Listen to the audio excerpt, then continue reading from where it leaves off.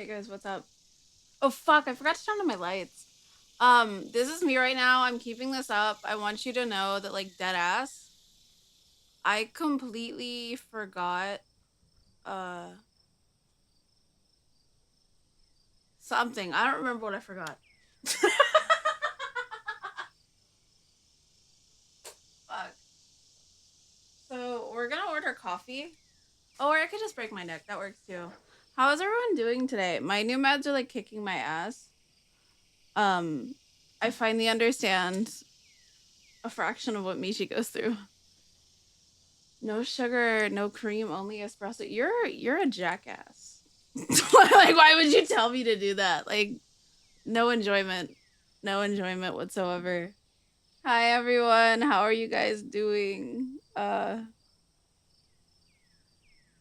If I sound like shit, it's cuz my friends are leaving Korea today, so they wanted to go get like food late at night and so I got home kind of late. But I forgot that these meds make me feel like I woke up in a different like world. This is like precisely what happened the other day, except the other day I literally couldn't get out of bed because I just couldn't wake up. I the other day when I missed stream, like I'm not even joking. I actually had needed to wake up at 7 a.m. that day. And I did not wake up at 7 a.m. I woke up. I think I messaged Gran like, hey, or something. Fell back asleep. Um, woke up at 11:30. Was like, I don't think I'm making it because I couldn't keep my eyes open. Like, I don't know if you guys have ever woken up and like you just cannot open your eyes. I don't even think what I messaged him was legible, but he understood it and I appreciate him. That's our server owner, guys. That's our server owner. All milk, some sugar, barely a coffee. Okay, now you're also fucking with me. Like, where's the equilibrium here? I'm I swear, guys. I'm not on like allergy meds, so like they're not making me drowsy in the classic way. Um my joints are so inflamed right now that the doctor literally just put me on opiates. That might be why. That might be why. Full disclosure, it's probably why. So I'm gonna order a coffee. I should have done this before stream, but like mentally, I was not the mentalist. I'm just gonna leave this cat on screen until I'm like more clearly awake. Okay, we just need everyone to know. I think today we're gonna play Snoopy because I think I am in the perfect headspace to be able to be confused by a kid's game. It might be there forever. It might be there. I mean, it's gonna go away when I start the game, but little chesswood. Okay, little chesswood, what you got? You just got literal coffee. No, we need a snack. We need a snack to go with the coffee. This place sickens me. I found a coffee place that has perilla leaf latte. Do you guys even know what perilla leaves are? Perilla leaves are like sesame leaves, so it'd be like kind of bitter. Why would you do that? But like on the other hand, like has stop. They have a smoothie as well. That's so gross. Because at least like the latte, it's like whatever, it's a syrup. The smoothie, they're just blending that shit in. That's honestly really rude. They do love their perilla leaves, but like it really gets to a point, man. Hi Marie, I am doing my best to wake up. I'm not hashtag wide awake. I also got a bunch of things intending to be able to take pictures and show you guys. But I'm also hashtag not awake. Um, is today Friday? Today's Friday for me, yeah. I really this place has a lot of drinks. Do I want a yogurt smoothie? A yogurt smoothie sounds nice, but like I also need coffee. But I do need to hit the order minimum, which is why I'm like, hmm.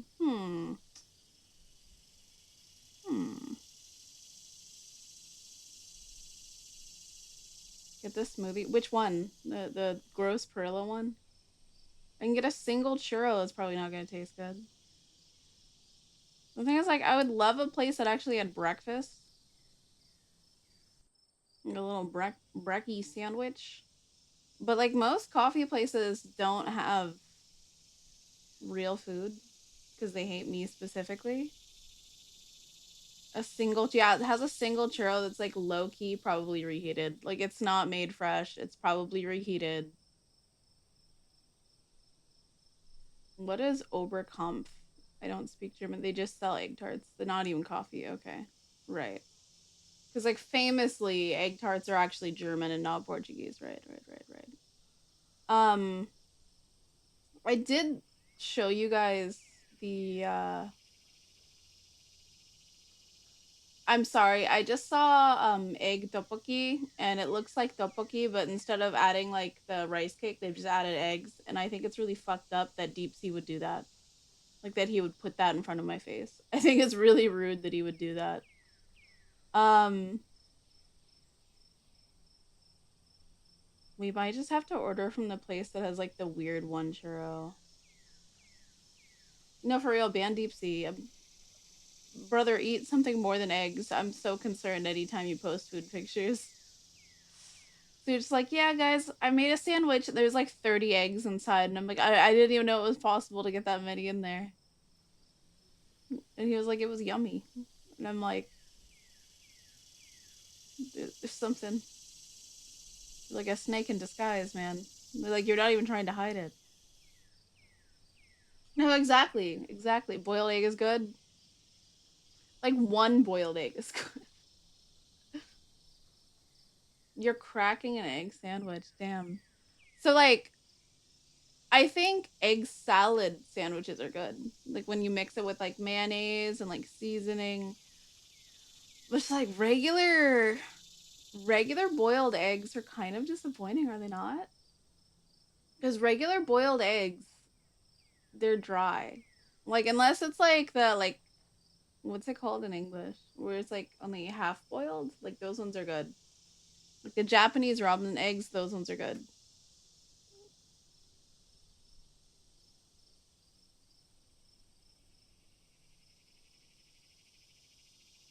Boiled egg with some salt is not that bad. No, it's like really dry. Like that's my issue is like a like I don't want it to be chalky and eggs get really chalky. Thank you for the 5 stream streak.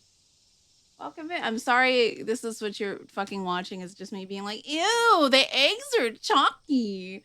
But they are. They are like really What kind of Sarah question is that?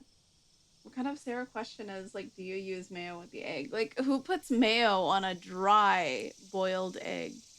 Like, if you're making an egg salad, that makes a lot of sense, and that's why it tastes good because the mayonnaise is like the egg yolk, right?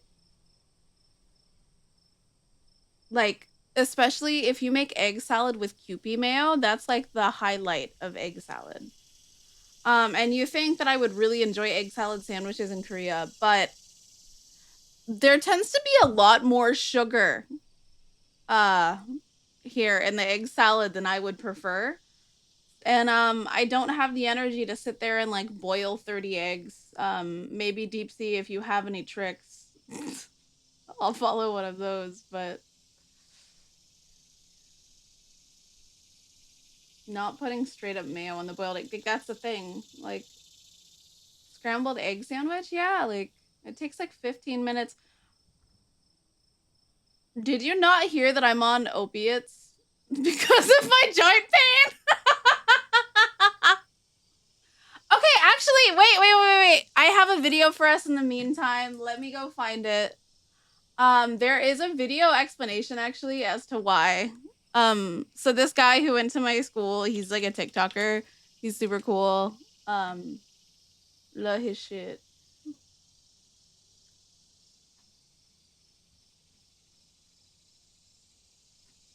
Okay, let me go find him. Let me go find him, guys. Also, I forgot to open up my what's it called? iPad. That's the word. The word is iPad. Um, huh?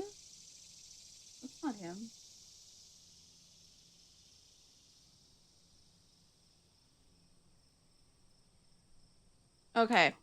I found him. Let me share the TikToky. But no, like Korean food low key is sweeter, but he'll explain why. Yippee. Bro, I'm so fucking out of it.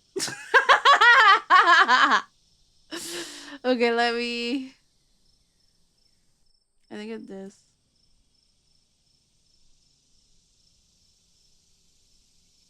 Oh, right. Right.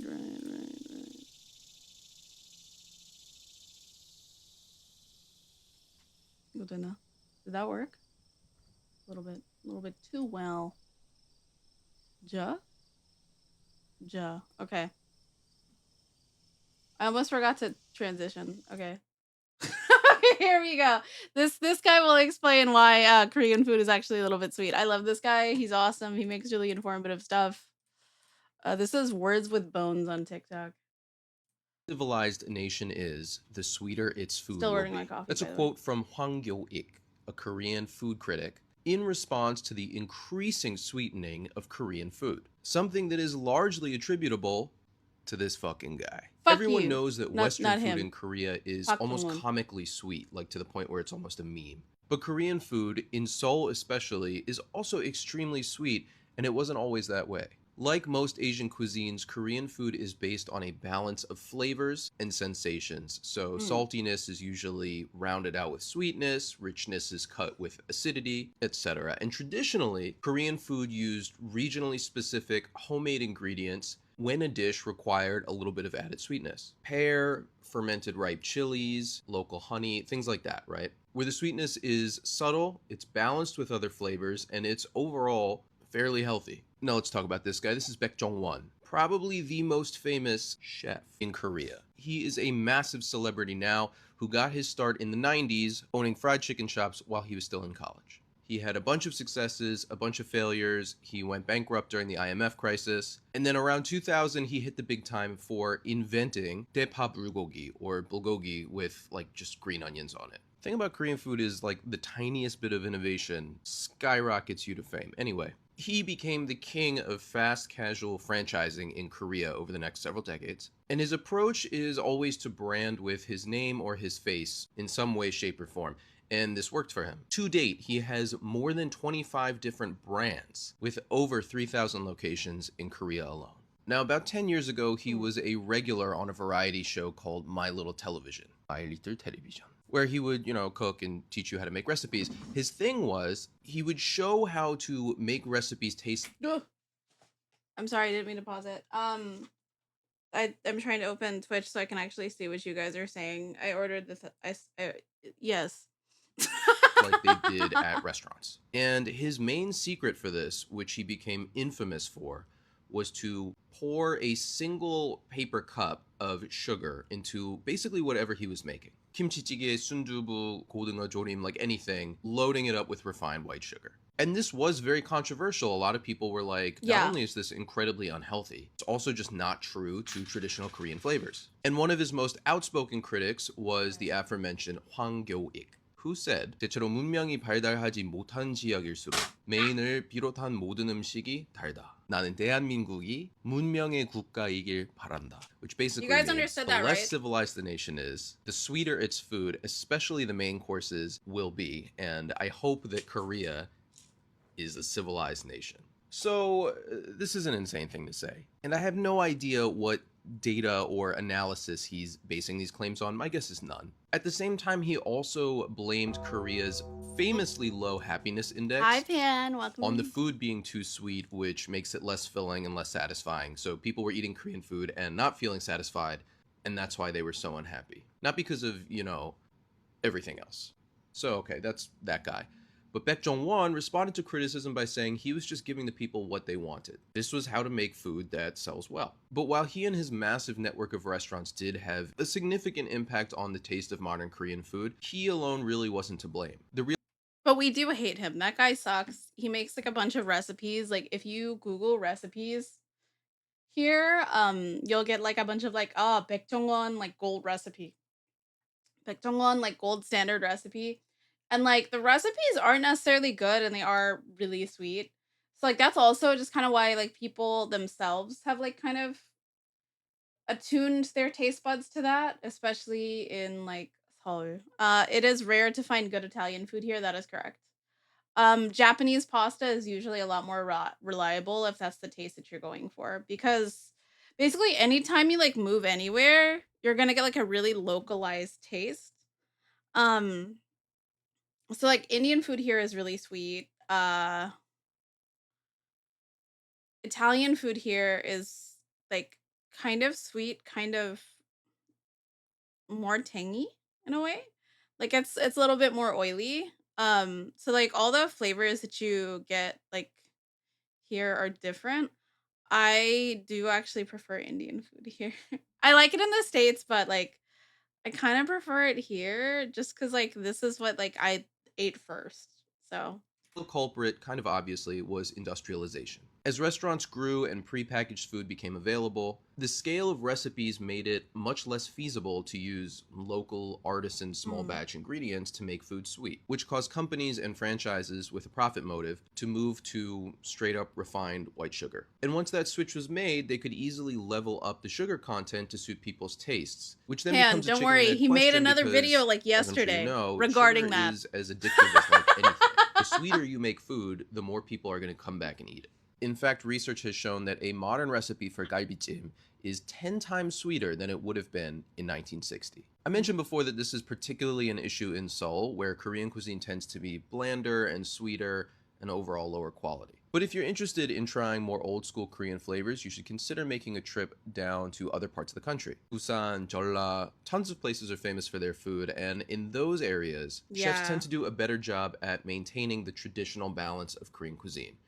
Food is saltier, it's spicier, it's just more So, flavorful. like, fun fact, this guy is another American who's lived in Korea for such a long time. He actually recently moved to Thailand, so, um, yeah, but he has, like, a lot of, like, the same experiences that I have, like, not just because we went to, like, the same school, but, like, I actually found this dude on TikTok, but he actually turns out a lot of my friends know this guy because they were in the same club.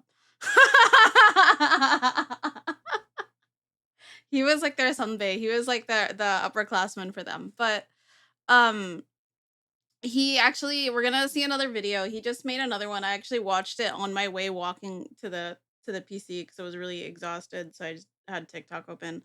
There is a video explaining why people think Korean food in the US is better, and I think he does a fantastic job of explaining it.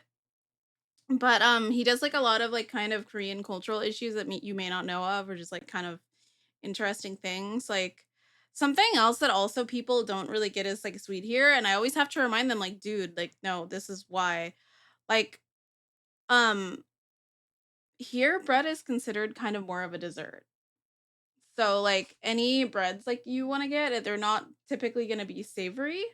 That's cuz like bread is usually halved with like coffee, right? So like it's like a little bit of like a dessert. So that's why garlic bread here is sweet because is a dessert. Like you're not having it to like be bread to like soak up. Like typically in the West, we use it as either like sandwich or like we use it to like soak up something, right? It's like part of the meal. It's because like you're having it with coffee. That's why it's more of like a dessert. So like that's why it makes sense that it's sweet. Because like I've had like sourdough bread, but like there's like cream in it, and it's just like there's so many breads where I'm like, oh yeah, cool bread, and then it's sweet, and I'm just like, ah. I've been got. So, like, I need to start finding, like, French bakeries specifically. Yeah, there's, like, cream on sourdough. There's actually, like, a really good place near me that does sourdough. Let me see if I can find it. Oh, it's in English. Okay, let me 하이먼트 하이몬트. I hate trying to, like, spell French.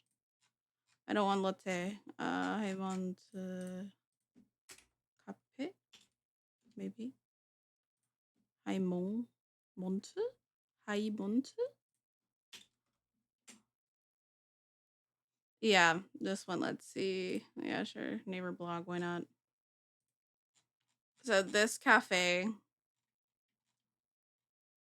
and like they do have like really like good looking French stuff. Their baguettes are not sweet, but like their signature item is like a baguette with like raspberry cream in it. And I didn't know it had raspberry cream. I just saw that there was like a fresh baguette, like because that was what it was titled on the delivery app, like fresh baguette. And I was like, oh hell yeah. And there was raspberry cream of them, and I was like, right, you're like right, of course. But like this stuff does look really good. But do you kind of get what I mean? As in like bread is dessert. All of this stuff is sweet. All of this stuff is sweet. Like any bakery you go to here, it's like Paris Baguette, Tous les Jours, like the famous ones, like the chain ones, but also just like anyone you go to, these are all sweet items. Like there is like one olive ciabatta here. There's like a plain croissant. But, like because you're having it with coffee, like there's like eclair Nutella, eclair raspberry, but those are strawberries on top, so I don't know what's going on. Lemon eclair and like a chocolate eclair.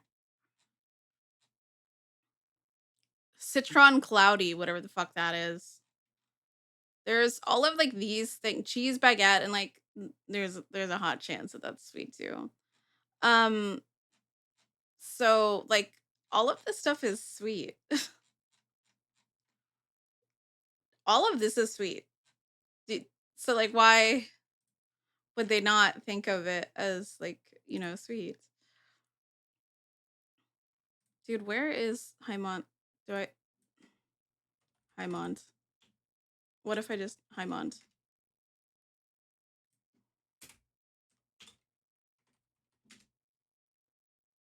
What if I scream actually? What if I scream? Yeah, we got another blog post. Okay, so they do have mushroom soup at least at this one, but like not delivery. So like get fucked me. I'm not seeing their little like raspberry thing. Here's their like paltry like one baguette left. This person seems to have went at like end of day. Pastries you can understand. But cheese has crossed the line. Highmont. Brand new Highmont. Yeah. Um I will say though, this bakery is really good. Just I'm not the biggest fan. I also don't like Mexican food here. I really, really like I always try to find a good Mexican food place here, but like I'm always kind of disappointed because the Mexican food here is like very cabbagey, it's sweet, and like I understand why they would do want to like localize it in a way that like Korean people would want to eat Mexican food, but like But on that note, like because I've spent so much of my life here, I also really, really tend to like the Korean version of foods. I don't like Japanese food as much in Japan as I like it in Korea, and that's really bad. I like Korean Japanese food. But here, let's go back to this guy's profile. Here, this answers your question, Pan. He just made this one like a day ago. I knew it. And we're going to talk about why this might be. A few months ago, I made a video about how this fucking guy had a big hand in changing Korean food in Korea by making it a whole lot sweeter. Funny While at enough, the same I had wanted time, to bring this Seoul video up specifically anyways because I began just saw dumbing it. down flavor and spice in the local cuisine. And while it's sort of common knowledge that the Korean food Mm. in Seoul is very mid compared to the Korean food elsewhere in the country, a ton of people chimed in the comments mentioning that Korean food in America, and specifically LA, is even better. Now, I've heard this from my Korean friends as well, but I, as a born and raised New Yorker without a driver's license, have never been to LA. So I've been really fascinated by this idea because if you think about it, it makes sense. LA Korean food would be basically a time capsule of Korean flavors before all of the modernization and Right. dumbing down that. So, like, the reason it would be more of a time capsule is like most of the people who immigrated were like immigrating through like the 60s to the 80s, maybe the 90s.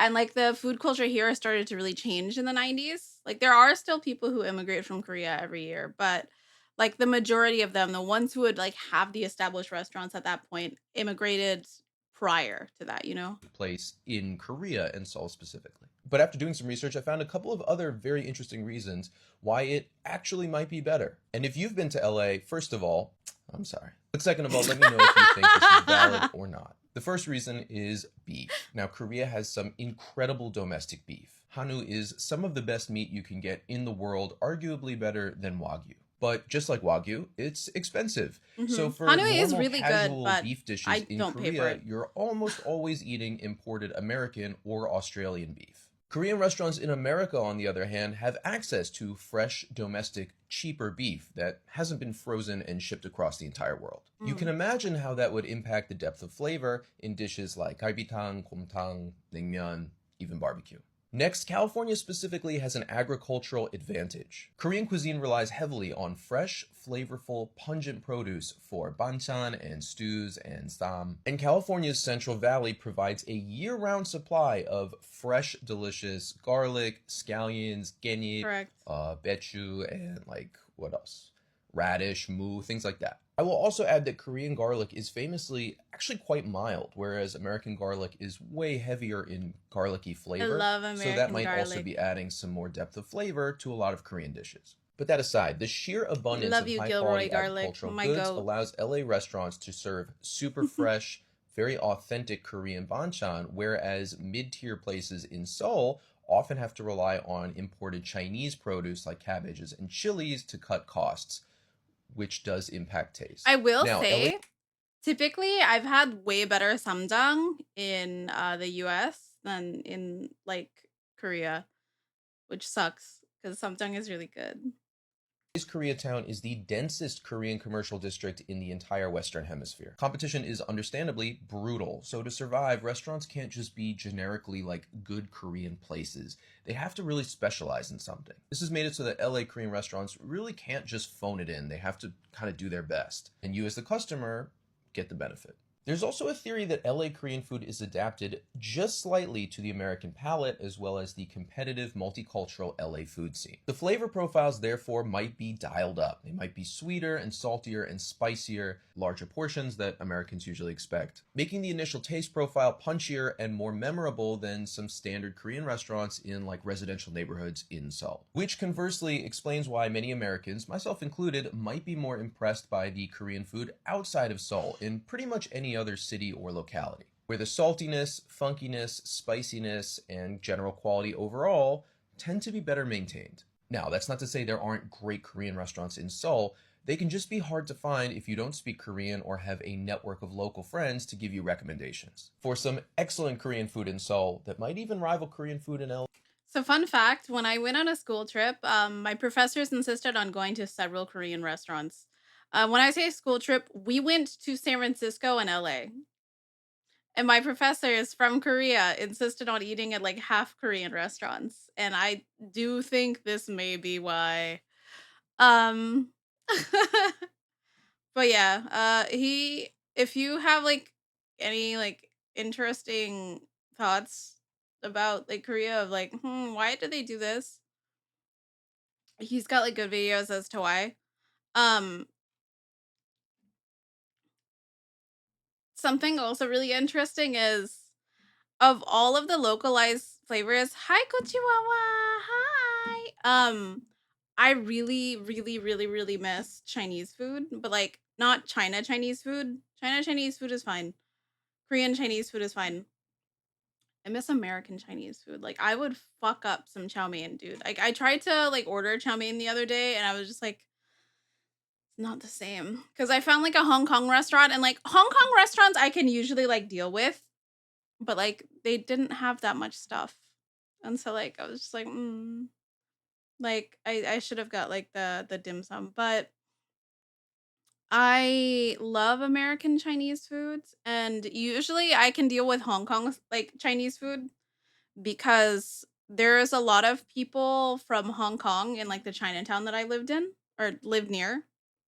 I didn't live in Chinatown, but like I lived near Chinatown, and so like I would go often. So I'm like very, very used to like Hong Kong style food because there was like so many Hong Kong cafes. So I can deal with Hong Kong cafes. I really love them. Like that is like a good bridge for me. Like if there's no American Chinese food, I take Hong Kong style all the time. But those aren't really a thing here either. It's like all mainland Chinese food typically. Korea But here's appropriated another American video. Chinese food. All right, that's a little much. But let's talk about a popular business strategy in the Korean F&B scene that I like to call aesthetic Wait, Brie and Camembert cheese mold? The white color is going extinct because the mold can't reproduce that much anymore, so the cheese is forced to have some black spot. Brie cheese is mold? What? Did we like out mold brie cheese? I, I didn't even know that brie cheese was mold. That's crazy. Cheese is various forms of milk. Well, I thought I suppose that makes sense. arbitrage. I It's suppose how that you makes turn sense. this into this, but still call this American Chinese Right. So anytime you see like shit like American Chinese food, which by the way is also really recent, there used to just be like straight up none. You'll see stuff like this, and like this is not typical. That you don't see this in America for Chinese food unless you're like legitimately in Chinatown at a restaurant where everybody barely speaks English, and you'll get this, and like this will be fucking delicious. But it's not American Chinese food. That's not what you're looking for, you know? food. And for anyone who's not familiar, just so we're clear, this is not American Chinese food. Chinese immigrants have done an incredibly unique job of bringing Chinese food to every corner of the world and then successfully localizing it wherever they go. That's why there's Indian Chinese food, Irish Chinese, oh dear God, Irish Chinese food, Japanese Chinese food, which is actually what ramen is, Korean Chinese food, and American Chinese food. Now, I absolutely love American Chinese food. Whenever I mention it in videos, I inevitably get people in the comments educating me that it's not really authentic Chinese food. Wow, thank you so much. But now, for the rest of us having an adult conversation, I think it's reasonable to think of each of these localized Chinese cuisines as really their own cuisine, not at all divorced from their Chinese culinary roots, but having taken on sort of a new life in wherever they happen to be localized. In my first couple years actually in my really all my time in Korea, the one cuisine that I really craved but was never able to find was American Chinese. Chicken and broccoli, egg foo young, Mhm. mushu pork, wonton soup, spare ribs. Oh, I'm getting hungry. Anyway, it just wasn't there. And Korean Chinese food didn't really satisfy the craving. It tends to be devoid of vegetables, very heavy on the That's what kills me is like I love Chinese food for like the stir-fried vegetables. And so many times I want Chinese food for like stir-fried vegetables cuz like at least I feel a little bit healthy if I'm eating a bunch of vegetables. I love getting broccoli beef and eating around the beef cuz I just like the way that they make the broccoli, okay? And like I don't have that. I want my broccoli beef, bro. oil and fried stuff. And aside from like noodles and rice, it's kind of oddly expensive. Don't get me wrong, I love Korean Chinese food for what it is, but for years I was fiending for a $6.95 lunch special. And then, sometime around Real. 2019, American Chinese restaurants suddenly started popping up all over Seoul. They would import the somewhat stereotypical visual elements of American style takeout restaurants, and based on that, seemed pretty legit. So imagine how I felt when I would look at the menus and inevitably see something like this. If they did have anything resembling American Chinese food, it would usually be limited to lo mein and orange chicken. Very far from the variety of menu items that I missed from back home. Now, having been involved in the Seoul F&B scene for several years myself, I can tell you how and why this happened. And it's an insight to what Right. So before I continue, this guy actually has owned like several bars and stuff here. So he does have like an idea of like the food and bar scene here. So he's also really knowledgeable and stuff like that. That's why he tends to know a lot about like the food stuff here. can happen to certain foreign foods when they're localized in Korea. Most localized takeout versions of Chinese food are by nature very high margin. It's mostly noodles Mm. and cheap vegetables and bargain cuts of meat fried up, not detracting from it at all. I'm just saying, very good for business. So understandably, Seoul hospitality groups like GFFG and whoever's behind Happy Food wanted to capitalize this and bring these types of restaurants to high income areas to increase that margin even more. But the problem with this is that Korean Chinese food is very much cemented in the minds of consumers as cheap, greasy takeout food. Aside from the oddly expensive plates of like tangsuyuk and fried meat that I mentioned earlier, which are still not seen as like high class food. This cuisine is hardly ever upscale, and when it is, it's like a very old school style course meal with shark fin soup. It's kind of its own thing. So basically, what these hospitality groups wanted to do was not, as it is, going to fit in Cheongdam or Gangnam. And neither was authentic Chinese food, like the lamb skewers and malatang that were taking over younger, sort of more lower income areas of the city. This food was becoming increasingly popular. Mind you, the authentic Chinese food that took over, like the lamb skewers and the malatang, fucking slap. I love them. Popular with Gen Z. It still is, but it's not nearly as easy to prepare as Korean Chinese food, and also not as easy to package as trendy or upscale. So the answer was to look to America for a refreshed Chinese aesthetic. Hospitality groups began grabbing elements that you'd see on an American Chinese takeout Pinterest board. And like most things involving interior or branding in Korea, they did a pretty good job. These places look pretty great, and for a while they were must-visit spots for Seoul's young, affluent diners. But rather than take the risk of actually introducing these diners to menu items they'd never had before, these hospitality groups took the very standard approach in Korean business of sticking to Right. what consumers already know is already trendy, Of what they course. know is going to sell. Mala, cream shrimp, all of this stuff. And who knows, maybe people would actually believe that this is American Chinese food. So it's something of a marketing scam, but it also shows the complexity of repackaging a concept that consumers are already familiar with, giving it a fake origin story to make it sound exotic and new. And listen, in America, we do plenty of this. I mean, classic, right? Anyway, don't go expecting to find real American Chinese food in Korea just yet, but if anybody wants to invest in a real American Chinese restaurant, I am down to partner up because I have been wanting to do it for years. It is long overdue. Yeah, I miss broccoli beef. Have a good sleep. Bye bye. Dream of Chinese food for me. But yeah, I fucking miss broccoli beef so bad. But like he does like a lot of really interesting videos. Like what is it? There's the Shiba car. There the first car in Korea was named like fuck basically. It's pretty cool. He has so many videos just about like anything that you're just like, why would they have this? He's probably got a video. But now he also has videos about Thailand because he lives there now. But this guy makes really, really interesting content. Like if you've had like a weird question, like why do like several cafes that sell the same shit open up in Korea? He got a video for that. Why is there this weird ass soap? He got a video for that. uh why are Korean towels tiny? He got a video for that.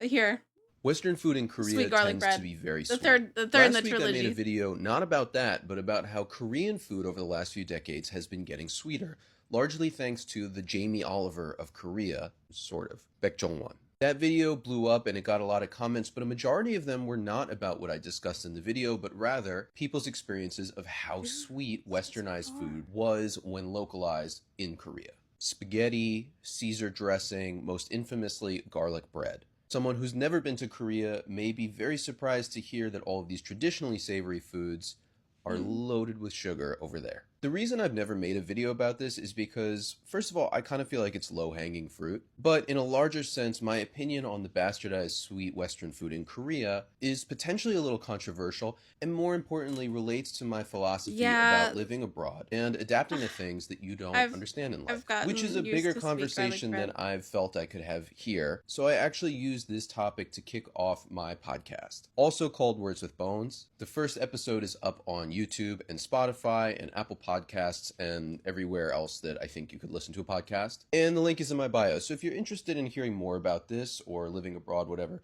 please check that out. But I'm going to give a very abridged, distilled version in this video because I do think it's actually important to talk about, and now's a good time. So, sweet garlic bread is actually the perfect tool and an example that I always use of something with which to practice radical acceptance. A really, in my opinion, crucial mindset to have when Radical traveling acceptance here or is living abroad, crazy.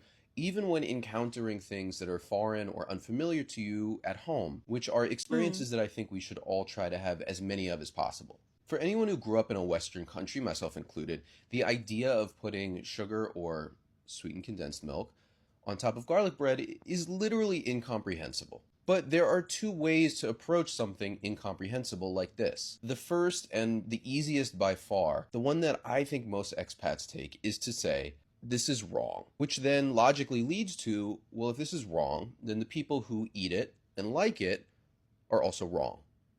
There must be something wrong with them. And you can see already how this snowballs into an overall disdain, dislike, even prejudice against a group of people and the country where this person has likely expatriated to by choice. Now you've got just a bitter, conflicted foreigner hanging out in Western bars in Itaewon, talking shit about Korea with others like them. I don't know about other countries, but in Korea, this is like a type. And That it is doesn't very seem to much a me type like a here. good life to live abroad. But the second approach is rather to say, well, this isn't wrong. It's not right either. In fact, in issues of culture, as with most things, there is no objective right and wrong, despite how statically and concretely we may understand these things based on how we grew up. A really Hmm. interesting example of this is I got a comment on that same video from a Korean viewer who said in Korean, well, of course things like that are sweet because they're snacks. Snacks are sweet. See? So I was kind of perplexed by this, and I responded, "Well, what about like salty snacks, like chips and things like Salty that? If snacks you are think still about sweet it, here. chips, Doritos, Cheetos, things like that in Korea are all also sweet." And this Hmm. guy said, "No, snacks are sweet. They have to be sweet, and salt is for meals. Like a meal should be salty." See? That's what I mean. Like all chips here are sweet. So like usually when I bring people chips from here, they're not the biggest fan. But like that's what I mean. Like snacks are dessert. Yeah. Basically, anything that is a snack is Popcorn, conflated with a sometimes they add dessert. It should be sugar. sweet. Like So caramel this corn makes tends to be absolutely more no sense to me, popular than and like probably to buttered many of you as popcorn. well. But you can see that this guy has his own culturally ingrained rules that he's playing by. We each have them. And then when you I begin didn't say crossing anything about mayo cultures, and fruit. or That's all again, Sarah. encountering That's anything all new Sarah, or baby. challenging, foreign, it's most helpful, in my experience, to constantly remind yourself that these rules are completely arbitrary. We make them up and we can break them just as easily. This is what I think is radical acceptance. And it's really hard as a human to practice to sort of shape that mindset, but it's absolutely worth it. You don't have to like or eat sweet garlic bread. I certainly don't. But depriving yourself of all of the other positive experiences from a different culture just because they enjoy some foods in a way that you don't understand really helps no one, least of all yourself. So this is the type of thing that I look forward to talking more about Mm. in my podcast, stuff about living abroad and doing business abroad. But yeah, he has like so many interesting like thoughts. But he will explain stuff that if you probably ever were like, why does this? Why is this the way that it is? He's probably covered it. It's really interesting. What the fuck was I gonna show you guys? Was not anything to do with popcorn. I immediately forgot. My bad. My bad, guys. But yeah, like a lot of food here that you may not think would be sweet is sweet, and like foreigners always complain about it, but I have grown to love sweet garlic bread because it's its own thing. I do miss my savory garlic bread. I miss that like buttery, delicious garlic bread that like you stick in your pasta and it's like and like the butter goes down your face because you're a glutton, like you're like the pig parents from like Spirited Away. I do miss that, but I do like sweet garlic bread. I've really grown to like it. You thought you heard coroners instead of foreigners. Relatable. Um, NFS, you're telling me that the Chinese food in Indonesia is like authentic. In what way? Like what part of China? Because I'm more partial to like Guangdong, like foods. Um, Guangdong Chinese foods. Yeah, like I'm used to like Cantonese food. typically. Let's see. I love Cantonese food. It's so yummy. I love Canto foods. Is there like a Wikipedia page, please? The street food guy. Okay, the street food guy, what we got? Okay. So yeah, it's like Southern Chinese foods. I like Southern Chinese food a lot, which sucks because like it's not like a lot of Southern Chinese food here. So actually, I do have a friend. I complained because I kept going. Like I've been looking for like mooncakes for years, and they never have the kind that I like. I like the White Lotus mooncake, which apparently is only in like this part of China. It's only sold in southern China. And he ordered me some on Taobao. He ordered me some on Taobao because I was complaining because I hadn't had it in like such a long time. Oh fuck! I forgot to take my meds. No, I didn't. I didn't. I'm fine. I'm fine. I took them. But I am eating the mooncake now. It's really delicious. Very high calorie, but very delicious. But I love Guangdong style Chinese food. Like as somebody who like grew up with so many Chinese friends, like I'm so used to like their grandmas just making food and like actual like Guangdong cuisine. It's so yummy. I love dim sum. Dim sum, mwah, mwah, chef kiss. Does Throne ship to South Korea? No. I think Throne is only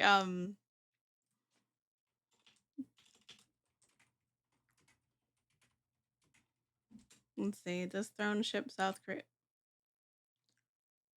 Um I think it's like only Amazon Prime, right? Does anyone smart know?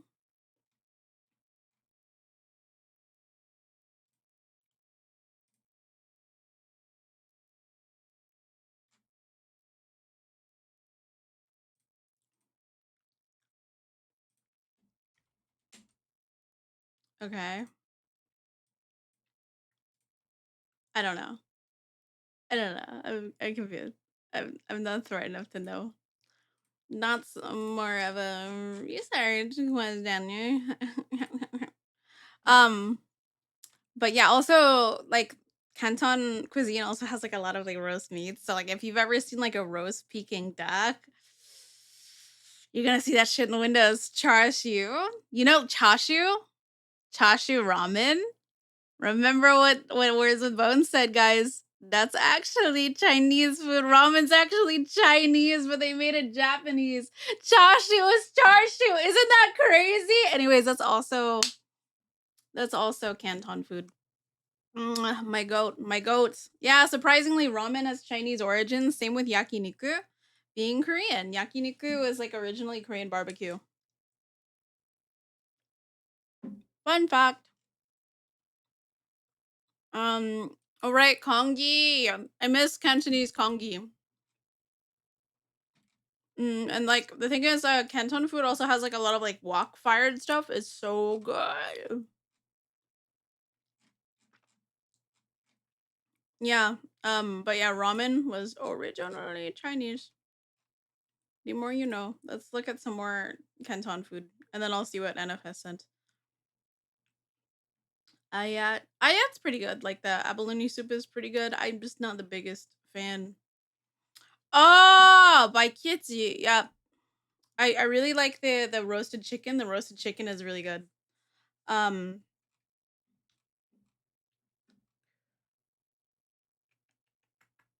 Beef chow fun is delicious. I love that. I miss clay pot rice. I miss the rice noodles too. Sweet and sour pork, classic. Chinese barbecue pork, also classic. But yeah, I don't live there anymore, so I can show you. Um,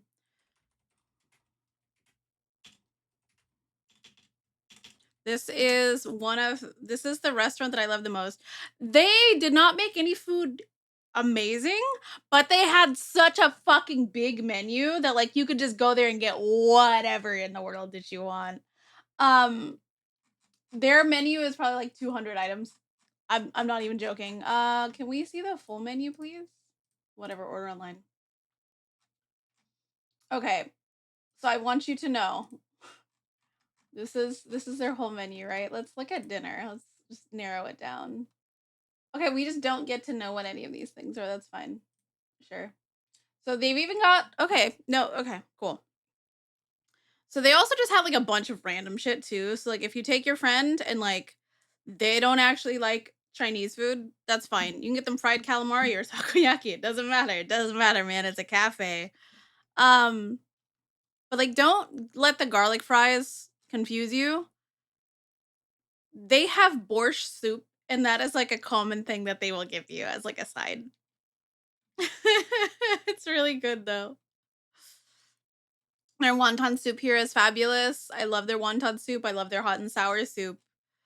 They also have like a bunch of like herbal ass soups, which again is very like Guangzhou, like Guangdong.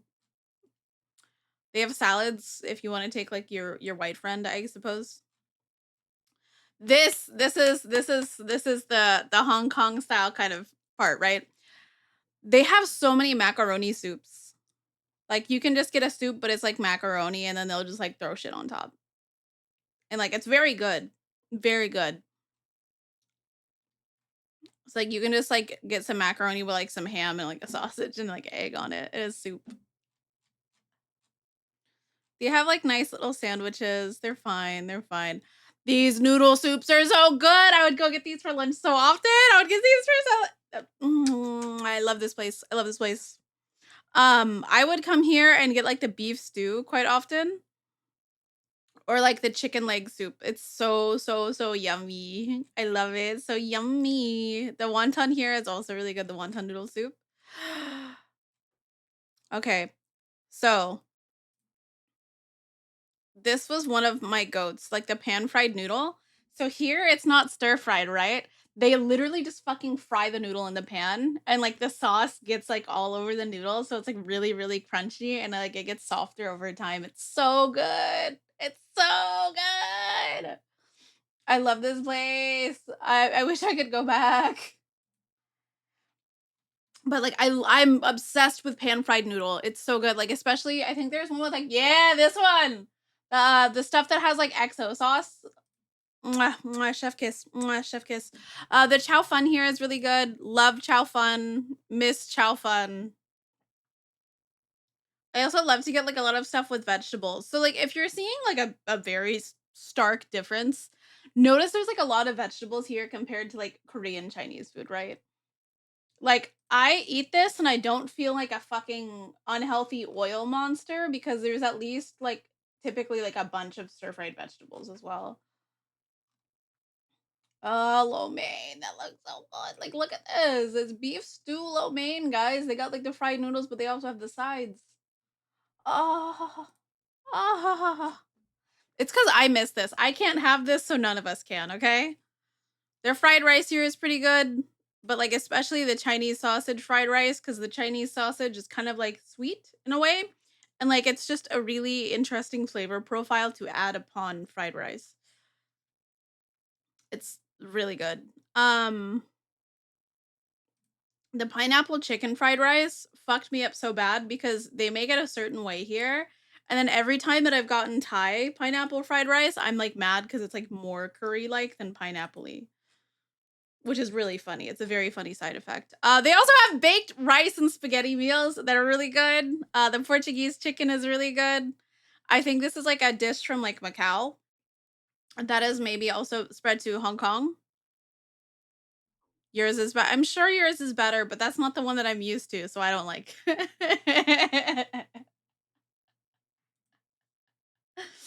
They know they do sell everything. Like we are a fraction through just the dinner menu. Just the dinner menu, mind you. Their baked foods are really good. I usually get them with macaroni and not rice. Um, I usually get the baked broccoli because again, I like vegetables more than I like meat a lot of times. So this is usually what I get with like the macaroni and it's like cheese and like broccoli. It's really good. Probably not healthy, but damn is it delicious.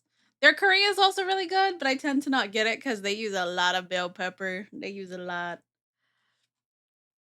Their roast duck, banging. Their Hainan chicken, banging.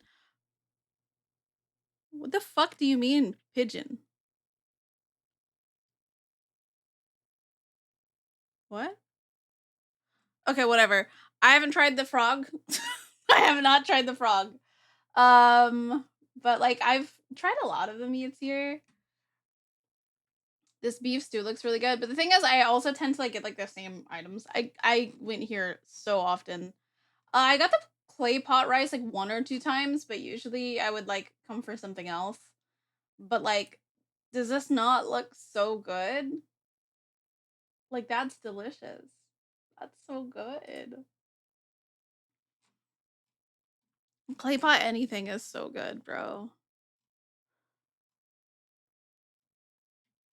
Like this just looks so delicious. Like fish, eggplant, chicken. Oh, oh my god, bitch. Also, one thing that pisses me off. There is no such thing as honey walnut prawns here. It is just cream shrimp and like honey walnut prawns and dim sum are the like Chinese food is the only way that you will ever get me to eat shrimp, okay? I do not like shrimp unless it is specifically honey walnut prawns or in dim sum.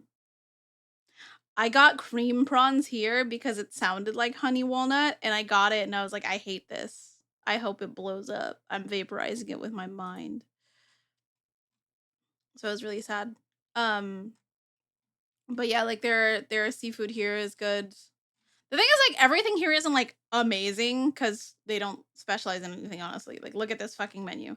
But it's all really good and like you can please like big groups here. Like they have everything that you want. I also really like to get their what is it? Um, I love getting the choy sum with garlic. It's just like really garlicky, really. I love it. I love it. I like any sauteed or stir fried thing with garlic is really good. Um, their mixed vegetables is really good. This one is also fantastic. I love the stir fried eggplant. It's so fucking good. I do like the honey walnut shrimp from Panda Express. It's not amazing, but it's good. Their menu is thick. It's very thick. The rice noodle rolls. I love rice noodle rolls. Oh, my baby girl, look at that. That's so good. Oh.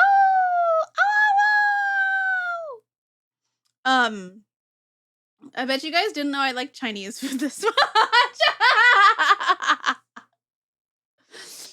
Surprise. Um, these like the little set menus that you could get, but like, nah, it's whatever. And then the drinks. They also have a lot of drinks. Uh, these are just like their iced teas, right? They've got a lot of iced teas.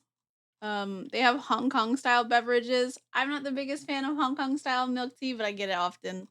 Just because I'm used to it, you know. Taiwan style milk tea is far superior to me, but you know, you know. Um, they have so many drinks, guys. They have sago drinks. They have horoscope drinks. I hate mine. I hate my horoscope.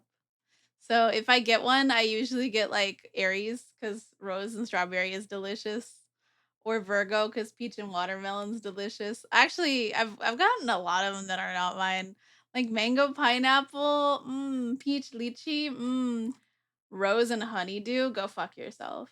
Like that's offensive. Their smoothies are really good here too. They got frappuccinos, smoothies, and like a bunch of special drinks like SeaWorld. Version mango mojito. Fruit melody tea. Mango melody. I do like their rainbow drinks. They're good. They are good. Sensational green. Bubbly blue. I also have just come here specifically only for dessert and milk tea before though.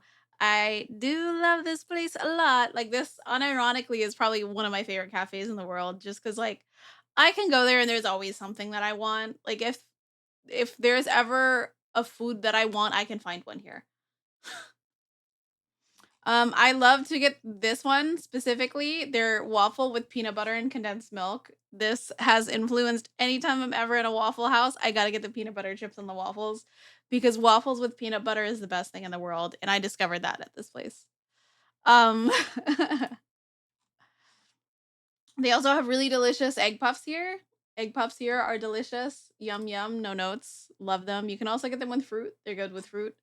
They also have really good crepes here too, and you can choose what flavors of crepes you want inside or what fruits you want inside. It's so yummy. They've also got like ice cream and like sago desserts as well. Like if you're like, okay, I don't want some Western shit, that's fine. That's fine. They've got mango Gigi or bird's nest Gigi. They also have hot desserts, like kind of like nice little soups, like warm custard. Like they have it all. They have it all. But like this is what I mean. Like their menu is long, and that's not even everything. Like they do have breakfast menu. They do have uh lunch combos. They also have apparently Western style breakfast that I didn't know about. They do have some dim sum, but like not really much. But yeah, like I love this place. I love this place so much. There's no good mango flavored desserts where you are. That's really fucked up. That's honestly really fucked up. I wish I could take you guys here. This is by far my favorite place. I love her. I love her. This is one of my favorite restaurants. The other favorite restaurant I have is probably like a ramen place, which is pretty good. Um, and then like a Thai place. Like I do really like Mexican food in the US, but like I don't have like a favorite place. Just like I like Indian food in the US, I don't have a favorite place. But this place is one of my favorite places. You're starving? Yeah, me too. I'm waiting for my coffee. It's not here yet. Unless actually it's been outside my door for like 10 minutes. Oops. I got so into the food, guys. My bad.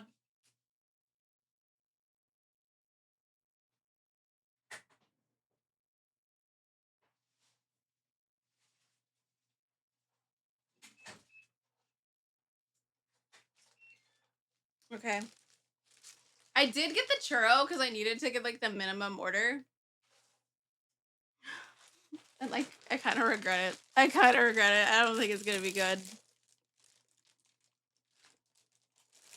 What do you mean fly us to South Korea? I can't get any of the things that I just showed you. Why is there a candy inside of my drink? Right. Right. Oh, there's a candy inside of both drinks. Okay. No, so like what they've done is they put like a little plastic layer between the drink and like so it's in like you guys know like the dome kind of lids. I almost called it a Slurpee kind of lid. There's like a dome lid and then they've sealed it like they seal milk teas low key. There's like a layer of plastic wrap so the drink won't spill and then they put a candy on top of that. But I open it like it's a milk tea every time because I'm lazy. So I had to take off the dome lid to get out the candy first so I don't choke like an infant. I know myself. Also, the straw isn't pointed, so I might make a mess or break the straw. Yeah, I made a mess. I don't think the coffee is mixed. Blueberry? Maybe? I think blueberry.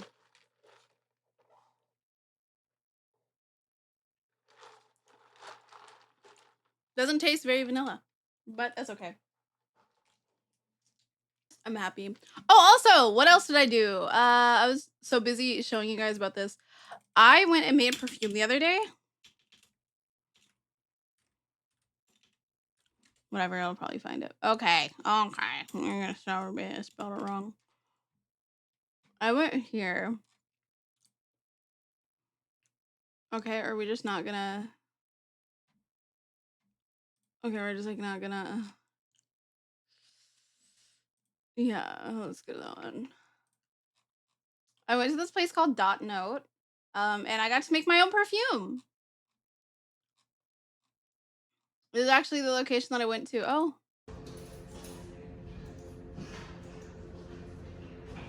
so in order to like make the perfume, we had to smell all of like the perfume accords and like notes to like try and figure out what we wanted to do with our perfume.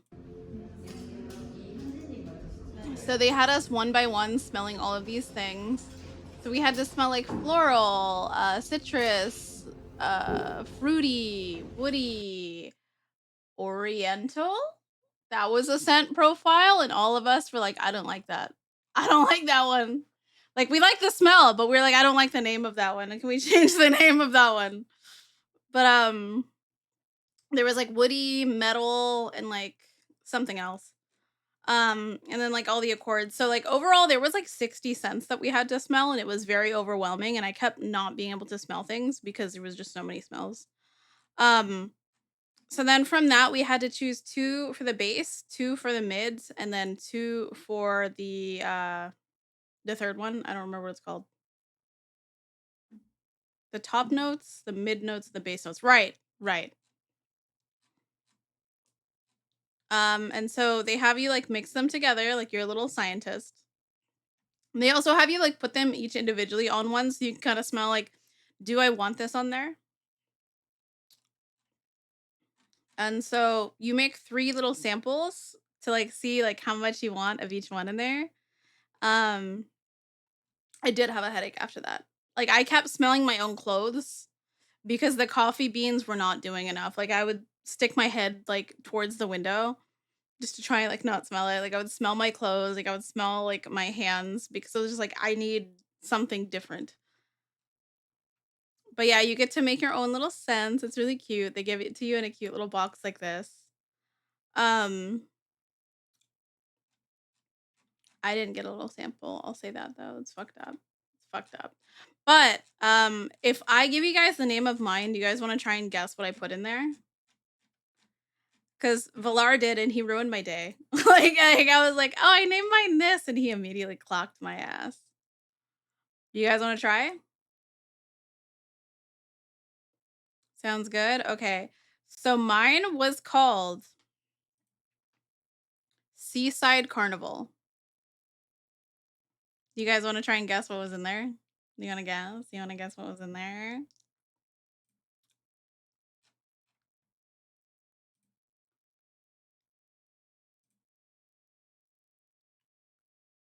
Yeah, Seaside Carnival. What do you think is in there?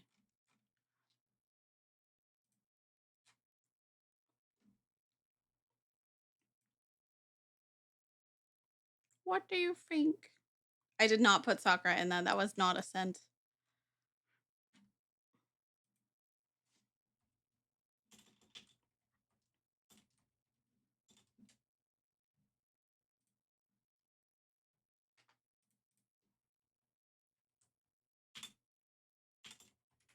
Is that even like a scent name? Oh, Seaside to the Summer. Huh. Guess that is a scent somewhere.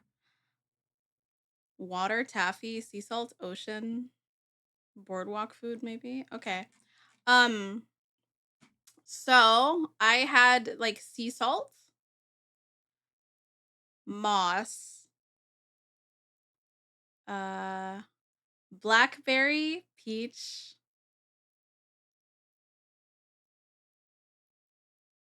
What else am I missing? Oh, right, and then like heliotrope and narcissus flower.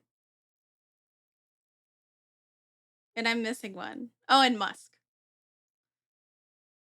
The funniest thing is everybody was like, "Oh, right, peach for peach girl," and I was like, I really just like the smell of the peach one. I actually had really wanted to do pear, but you know, NFS, I didn't know what they were either, but they were flowers, narcissus. Narcissus is this flower, but it smells so fucking good that this was actually the main scent that I put in there. I put the most of this one because it just smells so good. And then heliotrope is another flower. This one also smells really good. Narcissist, yeah. That's actually why I thought it was really funny and originally chose it, but then it just smelled so good. And I was like, well, fuck. Okay. But no, narcissist scent.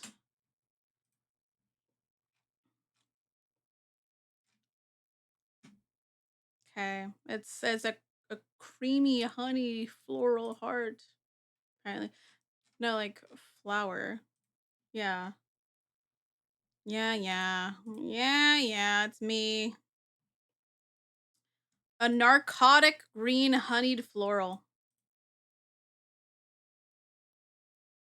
You know me, I love my narcotic green honey florals. Ah, give me the opium scent. I need it. Um, but no, it's like really sweet and floral, and it's really really nice. Um, it's really really nice. I like it, and like the thing is, actually, this brings up a really good point. We were all really terrified that we thought it actually was, like, not gonna smell good on us because 'cause we're like, "What if it smells really good, like, in the bottle?" And then we put it on us and it does not smell good. But, like, luckily, all of ours smelled really good on, like, ourselves. Theirs seemed to, like, really calm down, but, like, mine got, like, sweeter when I put it on. But, like, I was surprised. The 2 or 3 scents that I usually go for, I thought I was gonna make one with pear, yang and jasmine, and I did not actually like the scents in the thing.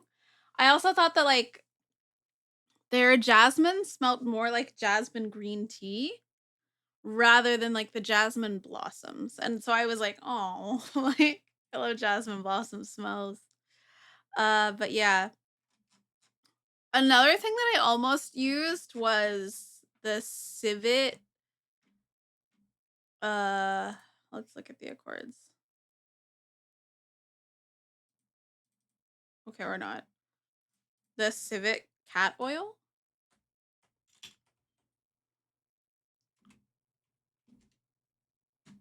Okay, we're just not gonna ingredients, maybe. Ingredients is where we need to. Okay. All right. All right.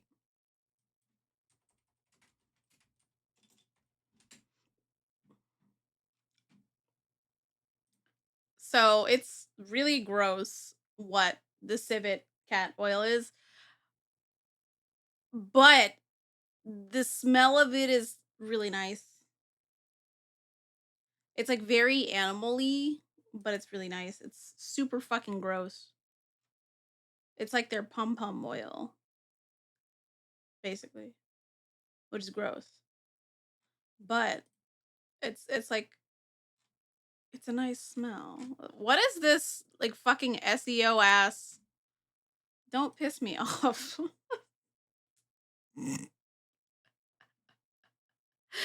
But like the civet oil, despite like being like from like the pom pom ish area, is actually it's like not super masculine. And I did like it, but I was like, I think I'm gonna go with just like a kind of soft musk with mine. But like they did have really interesting scents. Like they had like metal, they had like kind of like a soapy scent. Normally, so like actually the ones that I thought I was gonna go for, I thought I was gonna go for like a cotton or like kind of soap scent. I thought I was gonna go for pear. I thought I was gonna go for yang flower. Let me show you what that one is. This is the yang flower. It smells fantastic. I thought I was gonna go for that. And I thought I was gonna go for a jasmine flower because these flowers are like the best smelling flowers. I love. And then I thought I was just gonna have something really weird in there to kind of like throw it together. Um, because those are usually the ones that I go for. Let's look on Fragrantica. I wish Villar was here. Villar really, really likes perfumes, and I want to go with him to make another one. There's a lot of yellow flowers in the graveyard. Damn. Let's see. popular and weird. Yeah. Aldehyde is the one that I was talking about. I don't really know how to describe aldehyde, but it's like kind of like soapy. It's kind of laundry. It's like a nice fresh scent. It's weird, but I really like it. I almost added that. My friend ended up getting that one to hers. You guys just ever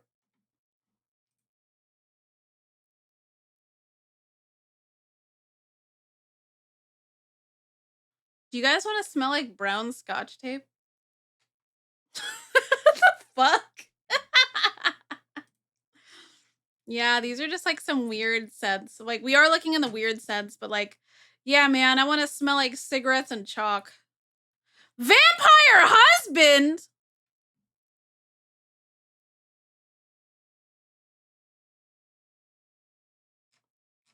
I want to smell Edward. Yeah, this.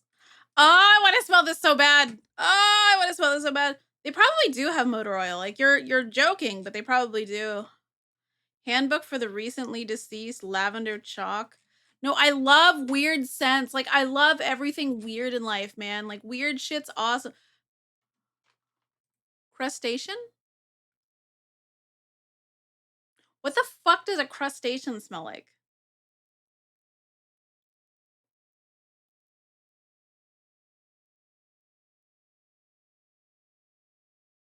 Right. Right. No, right. Deep sea, where are you? Where is deep sea? Where is deep sea? We found your perfumes. Thai sticky rice, Macau egg tart. I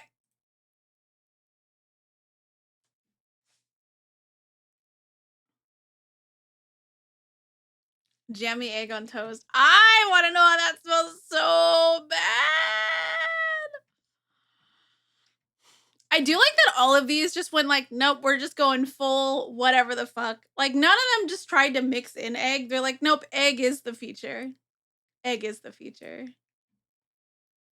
You ran all the way from the kitchen. What the fuck is Factor X? What is Factor X? We're just not explaining that? Galaxolide. Florata DNA. Fire. I want to smell like fire. English made. Right. But more than that, what the fuck is spinal fluid?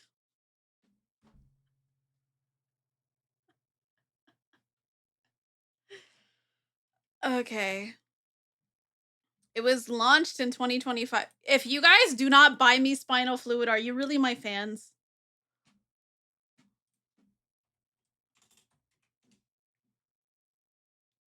Is there any like brain perfumes? brain brain fluid? Is there any brain fluid?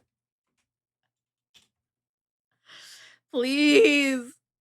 No. No. Brain. That's Brian. What the fuck is this?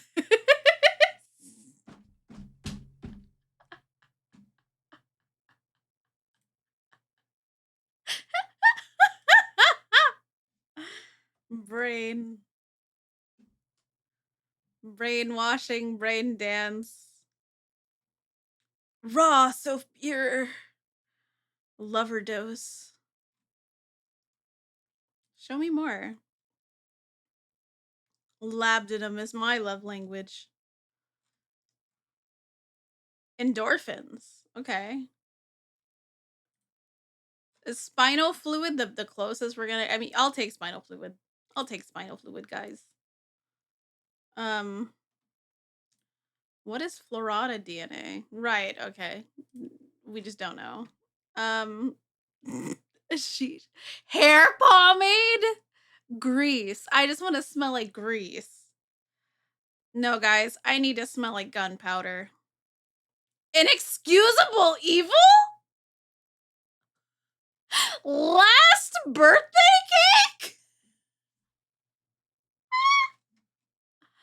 Okay, I will say the zoologist perfumes are fucking crazy. I love them. I actually sent one to Pharaoh, like a sample. I don't have money for like the big boy one. But the sample that I sent to Pharaoh, Pharaoh enjoys.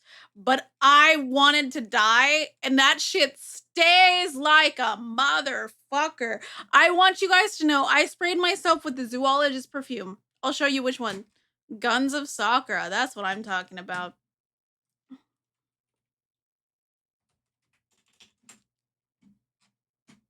Oh, right, right. I forgot that's a real job. Zoologist perfume, please. Bring me to a zoologist. Okay, yeah, let's go here. Girl, whatever. Whatever, just take me. They've got bat. Let's find T-Rex. Rex? I fucking hate this one. I hate this one with a fucking passion. A sultry heat wafts across the land, lapped up greedily by the abundant flora that thrives in its midst. Trees soar to majestic heights and plants flower for the first time, their petals spreading to give birth to a world rich in diversity. The Cretaceous, I'm not a historian, okay, period comes of age against a backdrop scorched by wildfire and lightning strikes. Over this turbulent landscape, a massive predator looms. Giants rule the earth, but even giants can be cut down with the powerful jaws of the fearsome tyrannosaur. Standing tall, the terrifying beast fears nothing till that pivotal moment when a fire in the sky signals the end of their deadly reign. Zoologist Tyrannosaurus rex is a gargantuan scent that sinks its teeth into the world of delicate fragrances and rips it wide open. Primitive woods and florals seize you and snatch you away to an ancient era. Smoky, charred wood warns of the danger of the smoldering fire, setting your senses on edge, while droplets of metallic rose oxide offer a chilling premonition of bloodlust. The mighty Tyrannosaurus rex is sometimes menacing, sometimes fascinating, but never, ever ordinary. So, this shit stays so bad. I sprayed myself with this once on stream just to be like, yeah, guys, I found it. Let me try it. I smelled like that for 2 days. And mind you, I don't like this. So I just was like choking on this scent for 2 days. I just smelled like man at a bar for 2 days. Um, this one's real strong. Let's see. Where are you? Where are you? Where is the zoologist? Because I saw zoologist here. Yeah, zoologist, please. Take me to zoology perfumes. They have really, really interesting perfumes. I do like a lot of their perfumes, but not that one. I really do like their hummingbird. Hummingbird there is nice. I think I also liked what was it? The bee is nice. Cockatiel was nice. I like their like kind of more subtle ones. I liked moth. Moth was weird. I like that. Um, they're like chipmunk, I think, was nice. So this one is fresh, spicy, woody, aromatic, amber, animalic, leather, balsamic, warm, spicy, and floral. But to me, it just like it smelled like I was at like a really smoky bar. Let's read the comments, guys. Let's read the comments. Don't say that it was good. This is highly odorous and offensive, but I still find myself compelled to smell the sample from time to time. This is outdoor wear only. The thought of somebody wearing this on a hot day or indoors is frightening. Smells like a burning sappy tree and burnt tires on a lawnmower. Intriguing to smell on paper. I sprayed this on a tester and then put it in my dumpster. And then when I went back out to throw out more trash, the whole dumpster smelled like T-Rex, off of just the one spray, buried under garbage. Impressive from an artistic standpoint, but not wearable unless you are a very specific type of person. Quite possibly the worst fragrance I've ever tried. I'm convinced anybody who likes this is lying just to be different. If anybody here is a Game of Thrones fans, This is exactly what a dragon or dragon rider would smell like. Leather, burnt flesh wafting distantly, something magical that's big and scary. Could literally never wear it, but I love it. Um, I could literally never wear this, but I need a bottle. Fire and brimstone to begin with. Thank you, Daddy Bear. It's a challenging opening, but I'm used to challenging and offending just by my very existence, Daddy Bear. Chill, chill, Daddy Bear, chill. So this is a turn on for me. The dry down, though, wow, a deep, heady floral that's not cloying, cloaked with burning. It's dangerous, and it's so fucking sexy. Right. The first 30 minutes to 1 hour smells like burning souls. It smells like you've been transported to hell, and you're smelling the damned. I have no idea how to describe this burning soul scent, but it's nice. With a sort of rose Turkish delight smell. For the next 5 to 11 hours, it'll make you feel like Genghis Khan at the Golden Horde was using gunpowder firearms.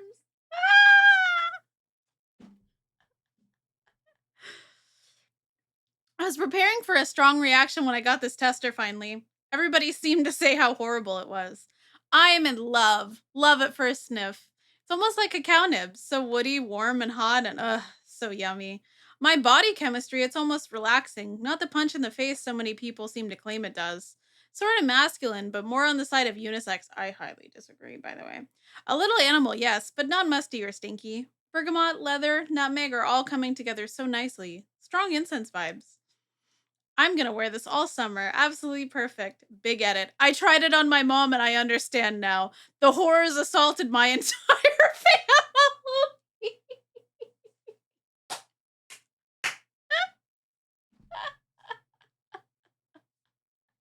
Like, I want you to understand this is like the most polarizing fucking scent I've ever smelled. And they have another one called Squid that literally just smells like you're at a fish market. It smells like you were like at the fish market in Busan. Like it's very like inky, it's sea, it's very much what it says on the bottle. But this one's crazy.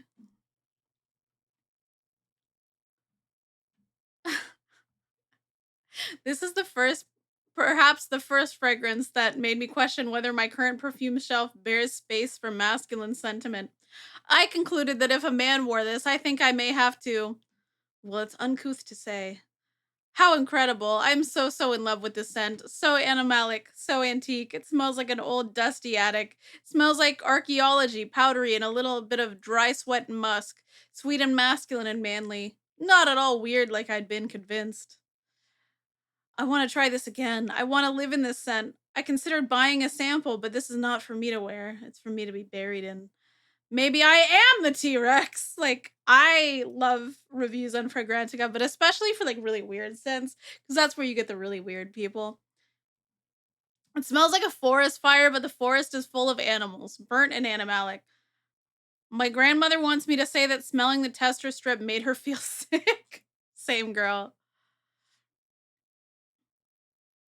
It's a crazy scent. Gas station kerosene and dries down to incense. I can only imagine Drunk Rod from Overwatch using this.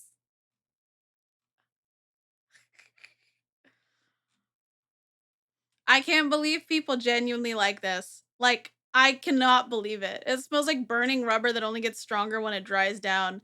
If you like this perfume, I want to study you.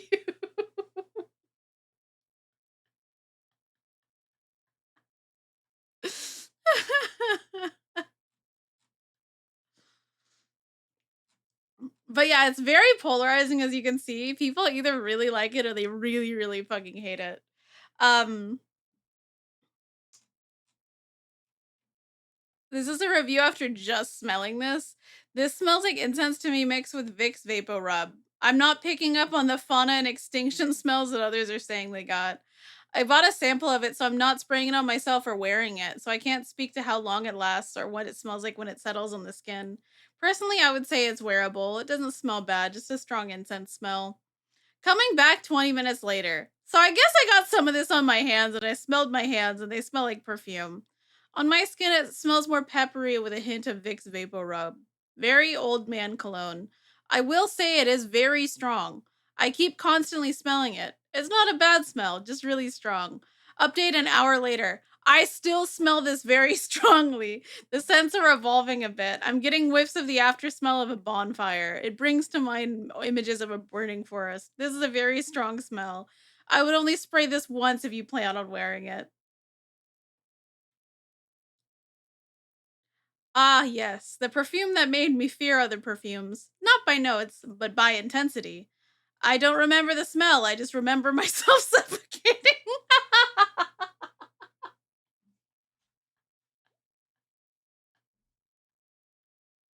That is like the best way to describe this. Okay, actually, let me ask Pharaoh.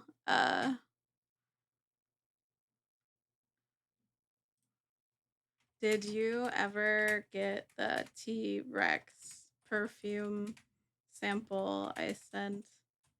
And did you ever try it? I'm curious. But yeah, I love weird perfumes. I really want to try like a bunch of like kind of like dead perfumes. Like some like real like goth shit. That seems fun. Which is funny, I normally go for like bright scents, but like yeah. But I love the zoologist scents. They're all really fucking weird. Like even the ones that I don't like, I like them because they're so weird and like when would I have gotten to like try it? Like Chipmunk was really nice. I remember really liking Chipmunk, but the thing is, like, this one's not as polarizing, so you're not gonna see as many like crazy ass reviews. So people are just like, "Oh yeah, this one's really complex. It's nice." Um, where's a weird one though? I want a weird one. Harvest Mouse, I also really like. I really like Harvest Mouse, and I really like Hummingbird. Those I think were my two favorites. Moth is pretty cool. Let's go to Moth. Let's go see the reviews for this one. Okay, so this one is blah blah blah. At first, the rich gothic scent of zoologist moth may surprise, but soon it hypnotizes. A heavy dose of dark spices jolt your senses before settling into a dusting of honey sweet rose and powdery florals. Slowly, it tests its wings, taking flight on an exotic journey of Nagarmothica, Gaiac wood, and patchouli. Beneath it all lingers a smoky undertone that serves as a constant reminder of the danger within the tantalizing flame. So this one's like spicy, woody, powdery, honey, smoky, earthy. It's quite a nice perfume. It's very strange. But like yeah, these are the notes that you'll see in there. My bad for skipping over this for T-Rex. Perhaps we should go back. But we can go to the reviews. Yeah, people are like it's like very honey. It's like honey and like almost medicinal. It's like it also smells like one of my 50 something year old aunt's houses, dusty but not dirty. It's nostalgic and I can smell the smokiness. So it's probably not good to wear in the heat, maybe in the fall or winter. It's very strong. Do not overspray it. I would say that for like all the scents from this perfumery, do not spray a lot. Do not spray a lot. They're all very very strong. Um some fragrances are more than just scents. They are doorways into another realm, and moth is that type of scent. I remember trying a sample from luckyscent.com. I sprayed it on my black silk scarf and put it away. A few weeks later, I opened the drawer and the scent took my breath away. Honeyed incense and quiet melancholy lingered through the air. Dude, like they just like unwafted depression upon them. That's crazy. But yeah, this is such an interesting one. Um, it like is kind of a mysterious scent. Like if you want to be mysterious, like get this. I don't get grandma's attic, goth, or antique shop from this. Oh, it's Daddy Bear! For me, it takes me back to childhood when my parents were antique dealers and would often have centuries old oak chests or chests of drawers. There's a smell in moth that is, for me, antique wood, but mixed with things that have been stored in it over the years. It's perfumed with florals and spices and incense. Old dark places where moths live in worn clothing. So I get the attic references, but I don't get fusty dusty that I associate with attics. It's one of my favorite scents. I've enjoyed sampling various zoologist fragrances, and this has been a standout so far. If I was wealthy, I would just get a whole bunch of perfume samples and always just like make perfume smelling parties and like have those with my friends.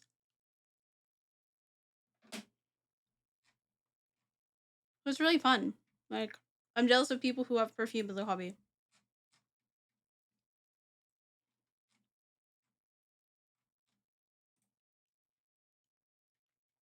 Here's the squid one that I was talking about. It says that this one is a melancholy tale told through tangy brine, crisp incense, and sweet cloudy ink, all united by the moody aroma of ambergris. Let's see what people say. Squid has been on my mind for a few months now. Every now and then, I feel like I can smell squid during random parts of the day. I don't know why that is, or whether I'm actually smelling it. It'll probably be my next purchase. That's kind of scary, sir. Maybe you shouldn't buy that.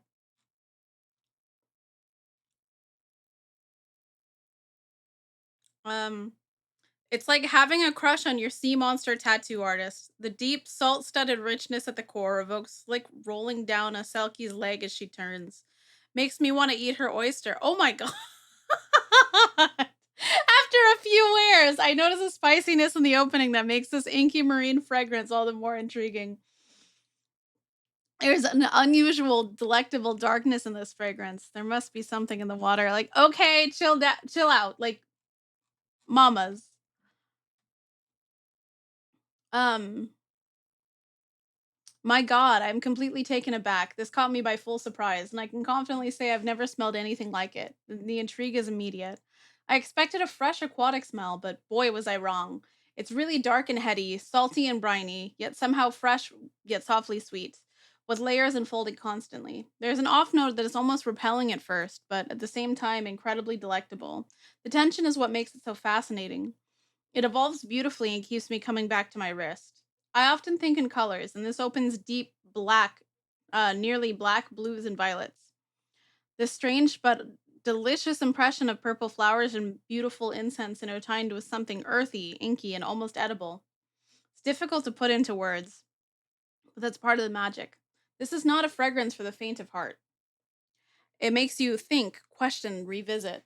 The sweeter skin warmth meets salt, almost nori like dry down is stunning and completely unexpected. I even wondered if it might lean too masculine for me, but no, I'm utterly charmed. Sensational, and now something I find myself a little obsessed with. Actually, a lot obsessed. Long lasting, too. Wonderful. No, but like people who are obsessed with perfume are like crazy. I love them. I love them. But like this is such a weird perfume.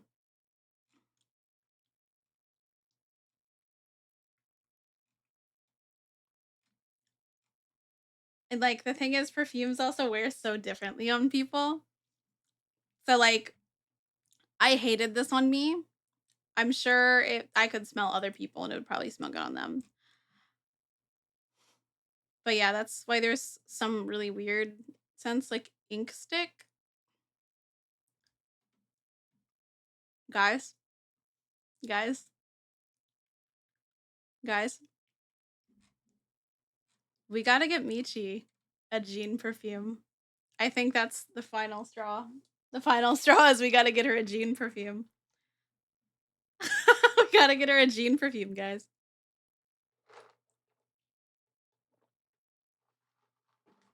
Now, like, in what way does it smell like jeans?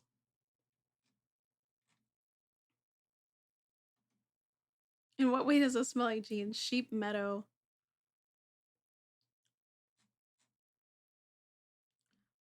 Floral woody lavender absolute sets the scene with a fruity blueberry jam accord, swirls into a delicate chocolate almond note dressed in denim, drying down to sweet and spicy tonka bean and amorous, pleasant and familiar vanilla bean, all grounded by earthy dry vetiver.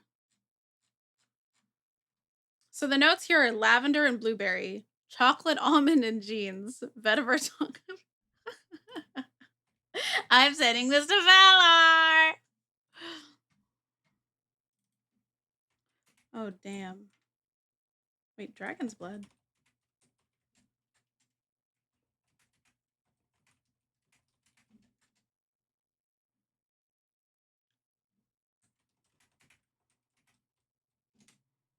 Apparently he got one that's called Dragon's Blood, and I don't know what the fuck that is because I only had the T-Rex.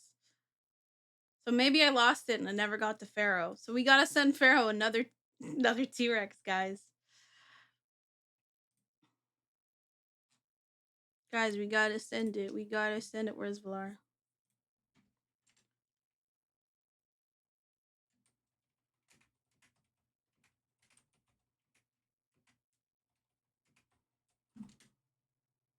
Dude, Jean perfume is absolutely bonkers. Like, what do you mean, Jean perfume? What do you mean?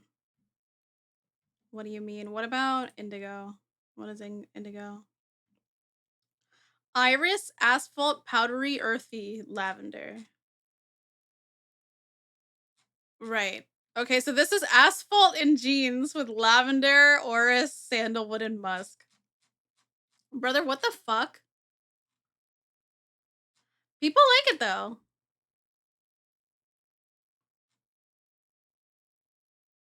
Perfume's weird. I love perfume. Yeah, give me that latex lipstick. Mayonnaise. We got a mayonnaise by Hellman's.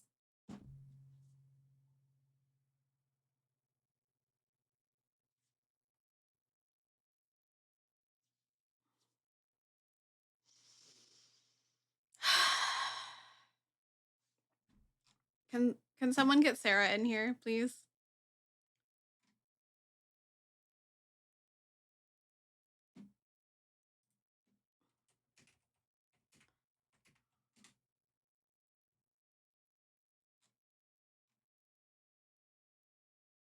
How do I get this?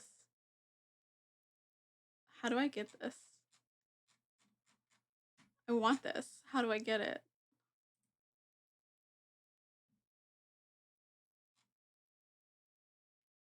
It's sold out. Also, it was only $8. Like $200, isn't it? They don't even have it. They don't have it anywhere.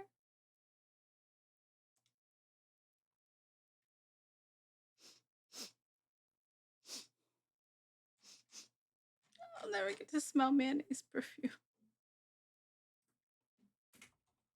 Please. Please. Please. No! I want to get it for Sarah. That's so mean. Right, Born Screaming. Right. Right. Queer to Russia.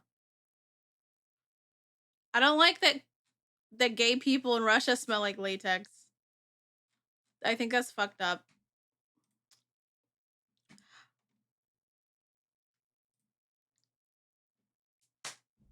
Where's NFS? Where's NFS? We found the motor oil. We found motor oil, guys. There's actually a lot of them that have motor oil.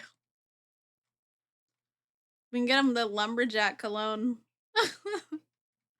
After every ounce of joy leaves my body. Right. This one smells like vinyl, rubber, motor oil, gasoline. Right. Any reviews on this one? Right. I could cry. I love this so much. It smells like longing for an avoidant man. Oh, please. Please, God, let me own this one day. Need this bad. If you're selling it, message me. This scent is immersive. It has a depth to it not a lot of others do. I get the pine resin and the burning plexi, both front and center. It hits some olfactory memory for me, but I'm not sure what. Stirs me every time I wear it and catch it on the wind. Thank you for the trauma perfume.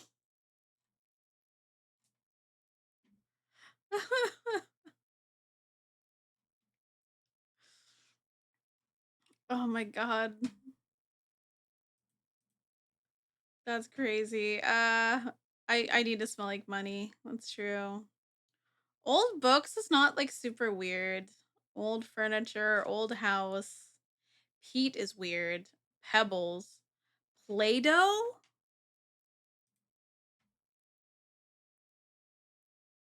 ASMR fragrances has one called Slime Satisfaction. What does build yourself smell like? Mandarin orange, bergamot, Play-Doh, floral. What the fuck? Wealth 4181, money bag. Right. Okay. This one seems to be popular. What does this one smell like? Top notes are credit cards, whiskey, and snow. Middle notes are money, candle wax, and ink. Base notes are plastic bag, priest clothes, holy water. What? What do you mean? What do you mean? What do you mean top note is credit card? What do you mean priest clothes? I need to smell this. What the fuck?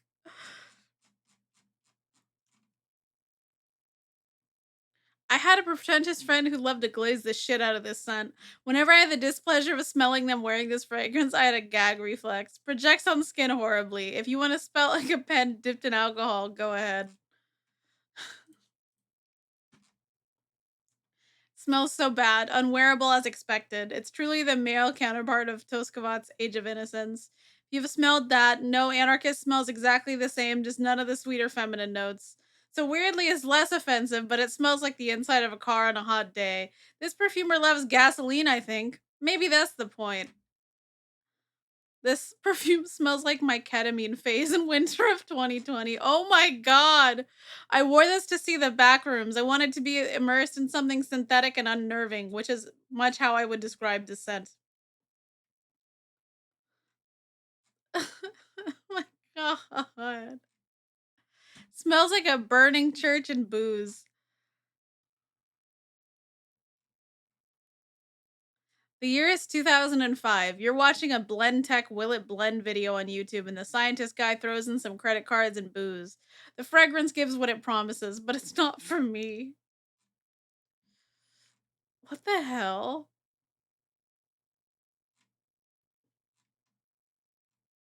This is like Inexcusable Evil's aftershave cousin. What is Inexcusable Evil? Because I saw that scent name and I was like, I'm sorry.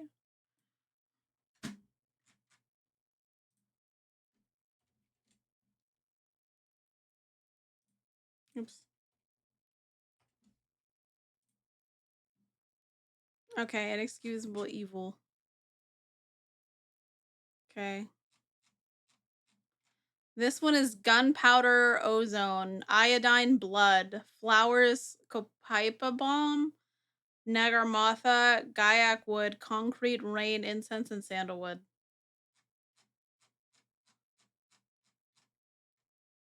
Unwearably gross.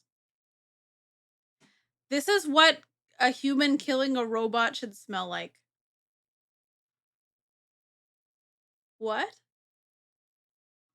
Sorry, what?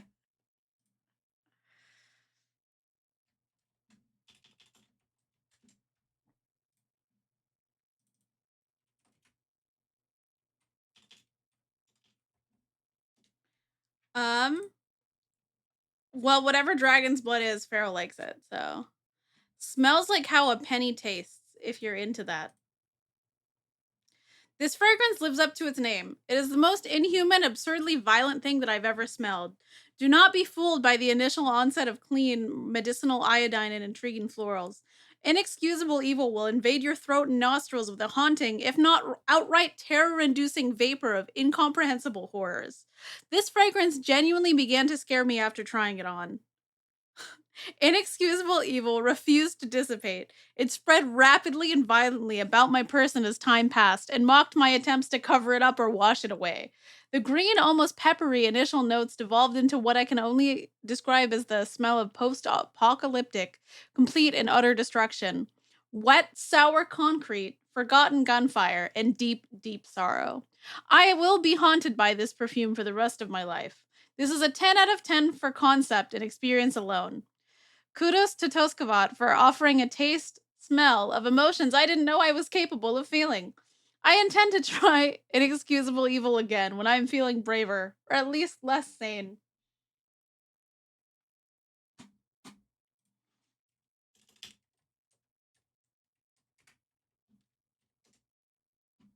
Is there like a sample of this? The one I can't wear. Oh, oh, okay. Where do I get it? I like just want a sample. Like I don't want a full bottle of this. Like that's scary.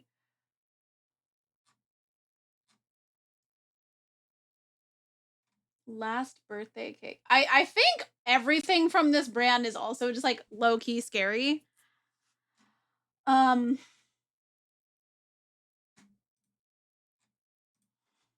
South Korea. Bitch. Fine, United States. Bitch! Okay. Wow. Rude. I doubt it, but okay. Okay. Whatever. Whatever, bitch. Whatever. Let's watch this guy. I trust him. Smell this shit. This is Inexcusable Evil by Toskavat. Here's the notes because I'm not saying none of that. Jesus Christ. I don't know why I'm doing this. Every one of Toskavat's fragrances come with a story. I'm not reading none of that. It smells like burnt rubber. It smells like a power surge protector that got overheated behind your TV. Extremely metallic. Metallic. People who describe this as a depressing smell is over-exaggerating. If you had a really good easy life, Inexcusable Evil would probably smell bad to you. It's just an inexcusable temper tantrum to me. It's an inexcusable This right here is the temple- only fragrance in my entire collection that I refuse to wear. It's not because it's bad, but rather because it's too good at what it's trying to do. Today we're gonna it's so fucking loud. Wait, okay, girl, that's not a review. That's just you being scary for no reason.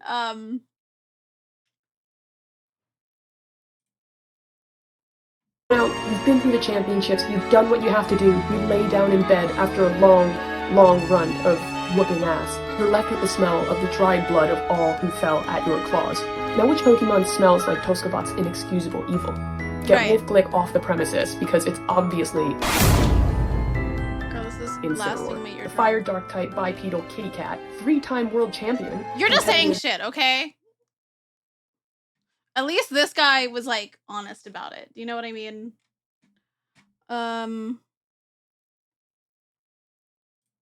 Let's. This right here is the only Hold on. fragrance in my entire This right here is the only fragrance in my entire collection that I refuse to wear.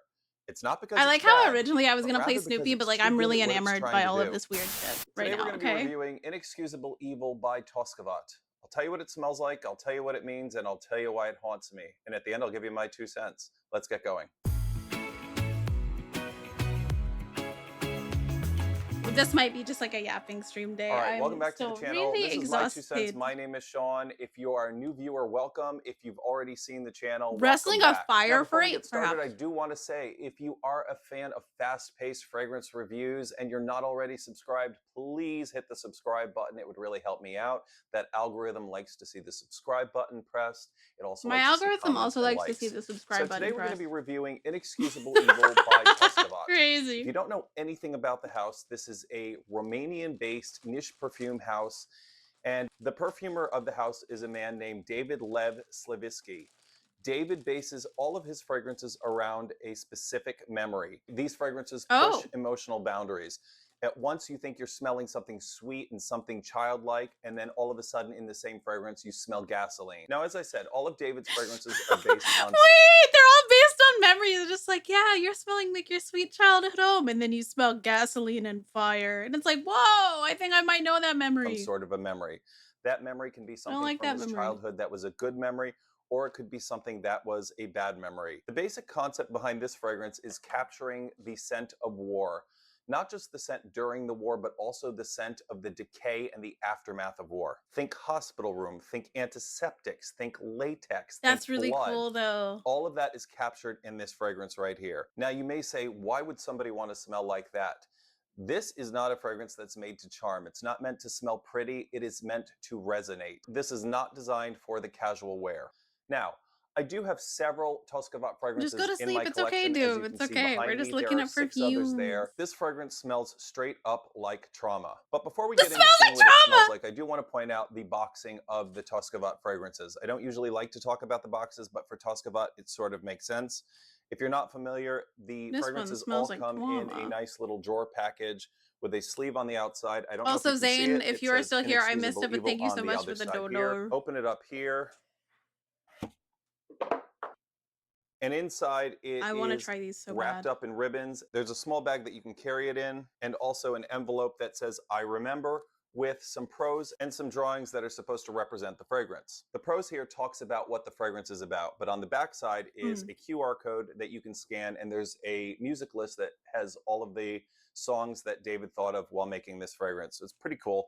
Gives you an Oh, immersive you get like experience. So the songs. prose that's here goes on to talk about destruction and They have like a pain. There's discovery set. falling buildings, there's crying babies, there's wounds, there's crutches in the hospital. I love this AI hospital. It's Was like definitely a dark memory here. I don't know if David was actually in war. I'd be interested to know. If you know anything about the perfumer here, let me know. But this is definitely a dark piece Damn. of literature included here. And the pictures, you've got what looks like a picture of a hospital on a dark night with lightning in the sky. There's That's another absurd. building where people are attacking the building and others are running away from the building. And here you've got what looks like a uniform with dead flowers on it. Looks like some sort of a memorial. Yeah, so you can see this is a very bright and uplifting fragrance. The bottles are 60 ml bottles. They come with the Toscavat cap on the top. This is a 60 ml bottle. Most of the labels here are white. This one is specifically black. When you turn the Toscavat bottle around, usually on the back side of the label, it says, I remember. But this one specifically says, I wish I didn't. I'm going to come closer and see That's if you can see really it. cool. And my guess is that that is David's way of saying he wishes he didn't have to create a fragrance that was about war. Okay, so now before I spray the fragrance, let's get into the notes as they say on Fragrantica. Fragrantica lists the top notes as gunpowder and ozonic notes. In the heart, you've got Oh, that's so blood, cool. bandages, iodine, burning flowers, guaiac wood, copaiba oil, and cypriol. In the base, you have fallen concrete, rain, incense, and sandalwood. So I've had this fragrance nearly a year. I've only sprayed it once when I first got it because I wanted to know what it smelled like. It is very hard to get your hands on these Toscavat fragrances. Once they're available on the website, they're normally sold out within a day or 2 days. So you can't even get a decant of this. That's So crazy. I just blind bought this because there was so much buzz around it and people seemed to either love it or hate it. And I liked that about it. So when I got it, I sprayed it once. You can see I've barely used it. This is the second time I'm spraying it in a year, and I'm doing it all for you. You're welcome. All right, so let's see what the atomizer looks like. I'm excited. Perfume making is modern alchemy. All right, at the first spray, you get an intense burst of gunpowder. It is metallic, it is cold, it is depressing. There's nothing lifting this up in the top. There's no citrus, there's no floral note right there, nothing bright, airy, lifting it up. This is a cold, dark, metallic note coming right out of the bottle. And then in the middle, very, very quickly, you get that blood and iodine note. And for me, that's what sticks with you right off the bat. This is not just a hint at iodine. This isn't a hint at blood. Okay, so I'm actually looking up Toscavat's like stuff right now. Like a lot of his like releases are numbered pieces with only like 150 available. This smells straight up like you're sticking your nose into a days-old bandage and it hits you and it lingers in the back of your nasal cavity. This isn't a It thick smells like blood. shit. It's not a sweet blood like something in Bull's Blood by imaginary authors. This is a tense clinical blood mixed with iodine. In the middle also you get a floral note, and this is where I have to spend the most time explaining. When you hear that there's a floral note in here, don't think something light and floral like a tuberose or a rose. This smells like dead, decaying flowers. Think about that last vacation you went on when somebody got you a bouquet of flowers and you left them on the kitchen table. You came back in 2 weeks and there was that decaying floral scent left in your kitchen. That is what you're getting from the scent. And that That's is so probably the cool. strongest note in this entire thing. It smells like the death, the aftermath. If you've spent any time at all in a hospital, that's what you're smelling. You have the dead flowers, you have the iodine, you have the blood. But in the base notes here, somehow you've got rain, you've got concrete, all of think about a depressing day of war, or you're walking by an abandoned hospital. That's all captured right here. I don't get the That's incense, I don't crazy. get the First, you sandalwood. have to The imagine getting flowers. sandalwood You I can get feel usually flowers. acts to wrap around Just buy something, make it a yourself little bit more flowers. wearable. Easy. That's not happening here. This fragrance oscillates somewhere between cold and wet and dark. It's just completely unsettling. This never becomes pretty, nor is it trying to. It keeps that clinical, medicinal, just hospital-like vibe right to its Right. core, straight up through the length of wearing it. When would I wear this fragrance? If ever. As you know, I haven't worn it since. This fragrance makes me depressed. It is something that It just makes me reminds me of sad depressed. times in my life. This is not something for normal occasions. You would not wear That's this to the crazy. office. You would not wear this in a small group setting. You're not going to wear Mm. this on a date. You're not going to wear this on an airplane, although I did smell somebody once wearing it on the airplane, but it's definitely not a good idea to wear Inexcusable Why would Evil you do in that tight to other quarters. This is people? for someone who is artistic. This is for someone who wants to experiment. Why This would is you for do someone that? who That's wants so a fragrance mean. that's going to challenge people. One spray of this is going to be I more am than not an enough. artist. The sillage is I just intense. It think pushes out aggressively and weird it scents are lasts really very, cool. very long. This is something that's going to cling to your skin. It's going to cling to your clothing. And I'm not so I sure that love you want weird it to. I scents. mean, I'd be I interested to just know like if you've ever experiencing smelled this them. or if I you don't know. own this, I if this like is something that you wear experiencing daily. Is it something that things. you wear weekly? Is it You something can that you make your wear on own dark combos of occasions? perfume With notes. Halloween coming up, maybe this is. Wait, really? Where? How do you do that?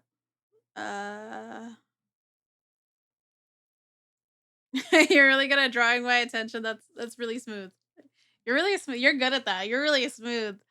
Um, Alicia, how do you do that? Show me. Show me. Is it like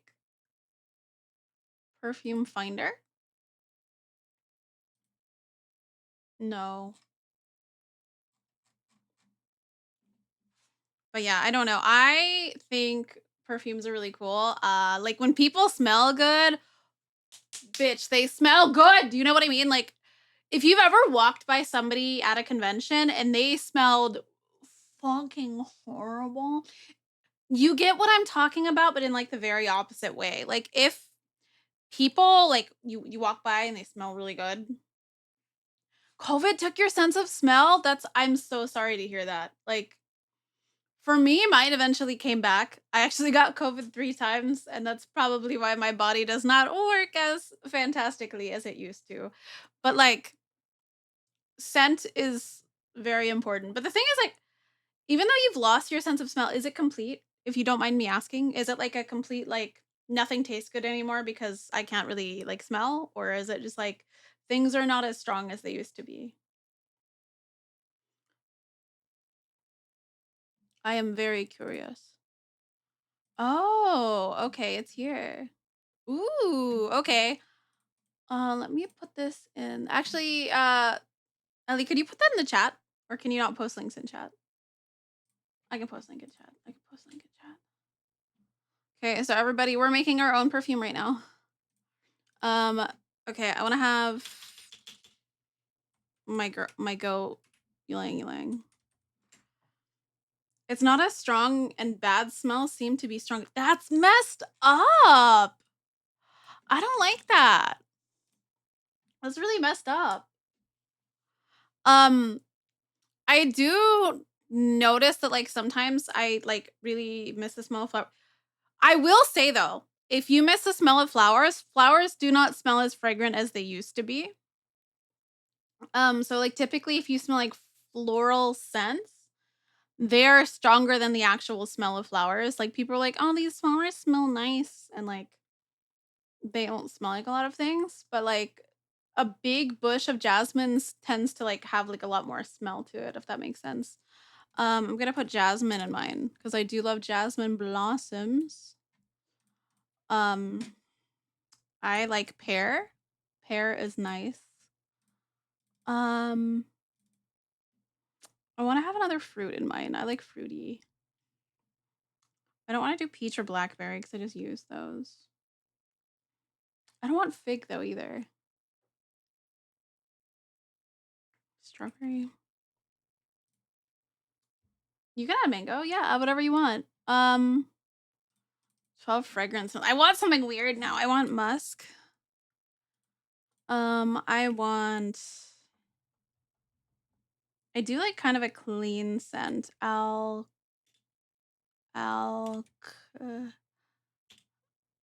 powder. Yeah. You got food poisoning more often now because you can't smell it's gone bad. That's fucked up. I didn't even consider that that was an option. Personally for me, like with food that's like gone bad, I usually like at least with milk, this is gonna come off really girl failure, but usually like I pour milk first to see if the consistency has changed before I ever drink any. Um that's really girl failure of me, I know. But I always pour out a little bit of milk first just to make sure that the consistency is okay. And then because like I can't always smell bad milk either. Sometimes it's like a little bit like hidden, you know. So that's usually what I do. But like also if it tastes like batteries, you know it's bad. You know it's bad. Um I kind of want like seawater. I kind of like green tea. Green tea maybe. Yeah, let's get some green tea. Then I want something kind of, you know what? I'll add this of it.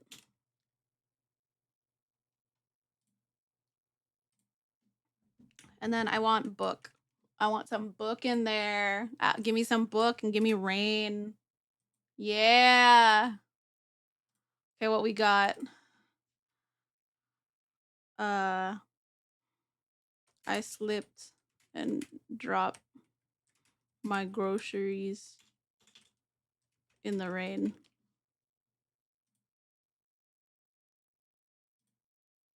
Let's make it pink.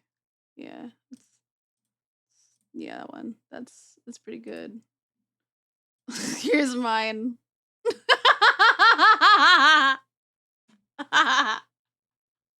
I slipped and dropped my groceries in the rain. That's my scent, guys. Cool.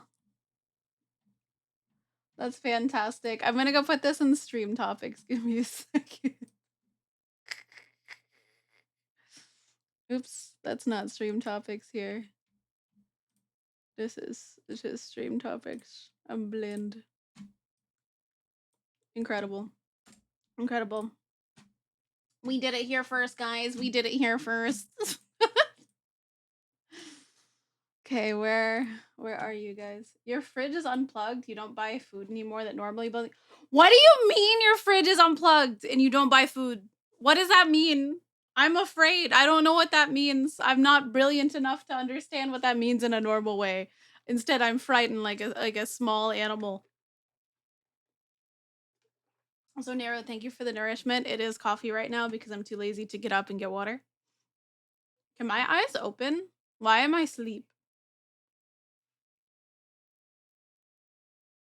No, they're just closed. Okay.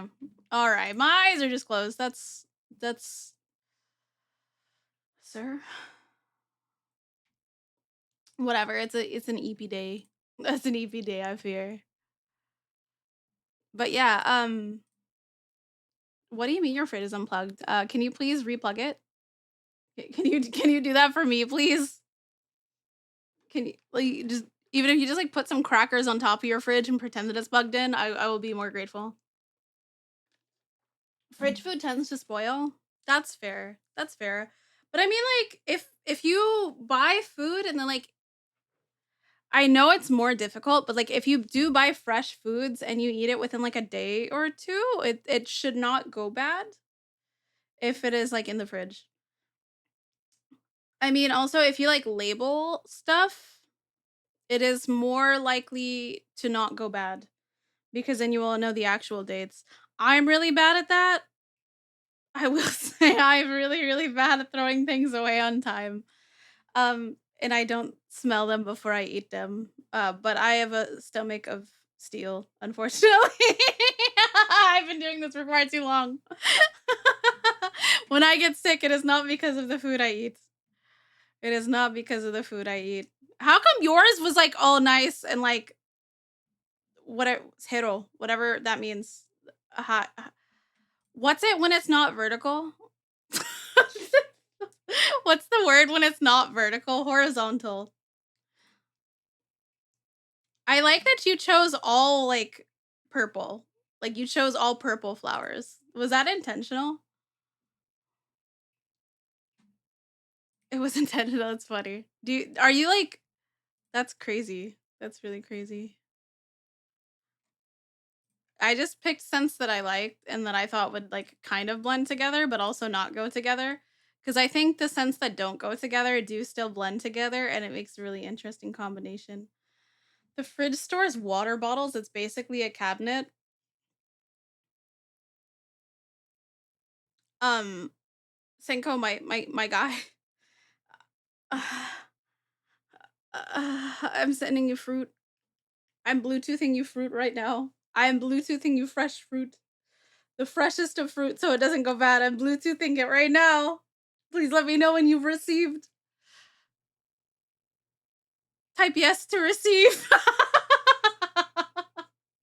What are those like TikToks where it's like type yes to receive whatever? But like that's me right now. That's me. Oh, it's because I did TikTok. Oh, whoops. But anyways, yeah, this is my mood board. Do I ever use all of my senses to try and imagine something? You're really funny. I don't imagine anything. My head is empty at all times. My head is quite consistently very empty.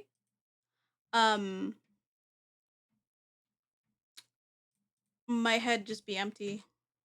My head is empty. Usually when people buy a fragrance, it's because they want to smell We're gonna nice. continue Maybe they'll want to talking, but smell also like I the want to see this seaside. Maybe because I they'll want to wanted to smell watch like this a crisp, so we can fresh watch this forest. together. Or maybe they want to smell like fresh fruit or like a patch of roses. These are the scents that tend to do well and are the most popular. But I have news for you. Not all scents appeal to popular You don't remember demand your like these dreams? ones I don't do. either. There's a whole world of super niche, hyper... Notice this fucking zoologist, by the way. Notice the fucking war guys in front of the zoologist. The things that I just explained to you. There was T-Rex and there was squid. What did I say? What did I say? Also, I got new earrings and I have like a lot of dangly ones. So they're dangling inside of like my ear cup of my headphones. So anytime I like shake my head, I hear the sound of metal hitting the fucking headphones. So like, I don't know if you guys could hear it. I don't think you guys can hear it. Could you hear that? But it sounds like metal just hitting plastic anytime I shake my head at all now. Because I have so many dangly earrings. Let me try and like headbang a bit, but like oh. Shit just sounds like metal inside of plastic. Because I got like 4 dangly earrings yesterday. demand like these ones. They don't hurt, no. There's a whole world of super But notice, look, it's a zoologist. It's hyper-specific Tyrannosaurus fragrances Rex. that some people It might is say are weird squid. or even downright It- evil. yeah, it's And like I'm not he's saying jingling. It's weird like it smells like poopy diaper, stinky type thing. I'm talking weirdly hyper-specific scenarios that these fragrances are trying to replicate. Like the interior of your uncle's 1993 Chevy Yeah. Tahoe. Or even sometimes in a darker area. Like they're trying to smell like a crime scene or a car accident. I would want to smell like a crime scene. I don't like that I said those words, but like I think having a perfume that smells like a crime scene would be really cool. One time when I was in the kitchen replacing the trash can bags and randomly I was smelling a bit of citrus. Trash bags were good smelling because you were smelling the overwhelming amount of the artificial citrus. No, like I get that. Like I completely understand that. It took me a really long time the first time for my sense to kind of come back when I had COVID. Fun fact, if you guys don't know this, I actually had COVID in like February of 2020. Back when not a lot of people had it yet. And And Korean government, I hope you're not listening. I did not report it because that was back when they doxed you for having it because like not that many people had it. So I just stayed in my room and tried not to die. But I was sick for such a long time that I couldn't really breathe for like 6 months. I didn't really have any sense of smell for like 6 months. So I completely understand when you first actually get to smell something and you're like, holy shit, that's so cool. It was terrible. It was very terrible. But at the same time, I was like, I know I can't afford government quarantine. And also, I have a very recognizable name. So the way that they were doing it, let me try and like, you guys know how Korean names are like 3 syllables, right? So it'll be like Kim Myung-soo or something, right? So Kim Myung-soo. This is Kim Myung-soo, right? What is the name? Kim Myung-soo. This is how they would censor the name. That's how they would like censor the name, right? That doesn't work if you're foreign. Because like, let's say my name was Sarah Johnson or something, right? My name is Sarah Johnson. Sure. So they would be like,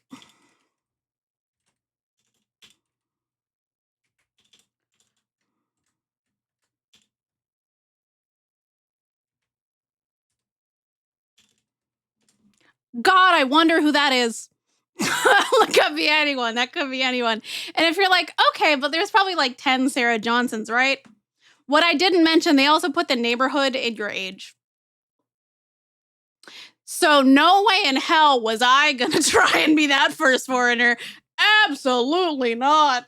So I just didn't go outside because I was like, if I die, at least I won't kill anyone else with my negligence. Okay. And there's a whole world of But yeah, I was very sick for a very long time. But when I finally got to like taste things again, and look, what I've I decided was to over the do moon. today Okay, I is just try some of these. I felt like so a you whole don't new have man. to. So I actually went out and got 11 of these fragrances to try today. Weird fragrance inferno! Odeur 71, Comme des Garçons. Now the first fragrance we're trying is from CDG or Comme des Garçons.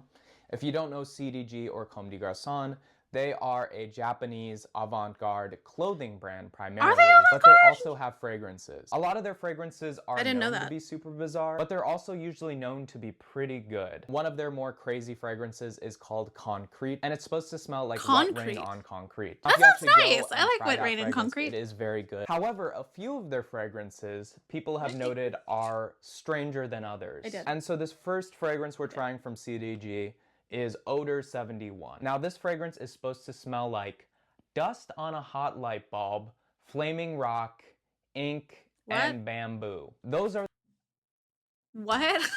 You just said a whole bunch of shit. What the fuck? Dust on a light bulb? At the beginning, when I started to lose my senses, I was really confused and disgusted because my brain was remixing my taste and smells meat like gummy bears. Yeah, like when you can't like really smell stuff, like everything kind of starts to taste wrong. Um, so like in a way, I preferred when things were more bland than when I started to get my sense back. If that makes sense. For the actual notes of what this fragrance is supposed to smell Fun fact though, like. there's also medications that change how things taste too. Fun fact. Kind of like that one meme of what's in a boy's pocket and what's in a girl's pocket. Also, dust on a light bulb and ink have to be like the most janitor ass ingredients for fragrance. And I'm trying it on a card. This is dust on a light bulb and ink are janitor ass things to smell. The Karsten Craning tags. Because I'm not going to be able to try on all of these on my skin. I know some of you in the comments are going to be upset that I'm not trying all of these on my skin. You're losing weight because you're eating less? No, I completely understand that. Like, actually tell what I'm smelling by a lot of why people eat is actually more the smell. Because like the smell is like half of the taste, right? So if something doesn't really taste right, why would you eat it? This one's not that bad. It's a very mild fragrance. It's not really giving any of the ingredients they're trying to go for, except for maybe bamboo. I could see someone who's into mild scents actually really liking this. It kind of does smell like a janitor's closet in a It way. smells Or like a like a supply janitor's closet. It closet. just I kind of forgot smells about my very churro. alcohol-y, almost like cleaning supplies. Definitely not as bad as some of the other ones coming up here. Boring Oh, it's a fragrance. really Someone pale who wants a churro. more I don't like that. unisex fragrance, it would probably appeal to them. Really doughy. Library Garage, let's All right, go. moving on to the next fragrance. This is another CDG fragrance, and this one is called Old Factory Library Garage. Right. Now, on my sample, it's actually called Synthetic Garage. Okay. But what this one is supposed to smell like is garage, cars, and various interesting tools, like a mechanic's garage. I'm a mechanic. No, it's very interesting. I could see this definitely appealing to like all the people who LARP in blue-collar clothing. Pretty much every man in Bushwick, right? Which is kind of screwed up because they're already jacking the whole blue-collar Oh my style, God. but now they're trying to No, jack you're the right. blue-collar smell. It's supposed Like to fresh smell cut grass like is such a metal, nice smell. grease, oil, traces of kerosene, rubber, various lubricants, and power tools. So this will be super interesting. Whoa. Rubber is a strong, strong note in this one. This definitely smells like the Michelin Tire Man, how I'd expect him to smell. Actually somewhat pleasant. Like I could see someone wearing this and it being like a very good, unique smell actually. This one is approved. Okay. So this next fragrance is kind of similar to the Comme des Garçons Old Factory Garage in that it's also supposed to smell somewhat mechanical, but this one is such called a bad churro. Nuvolari.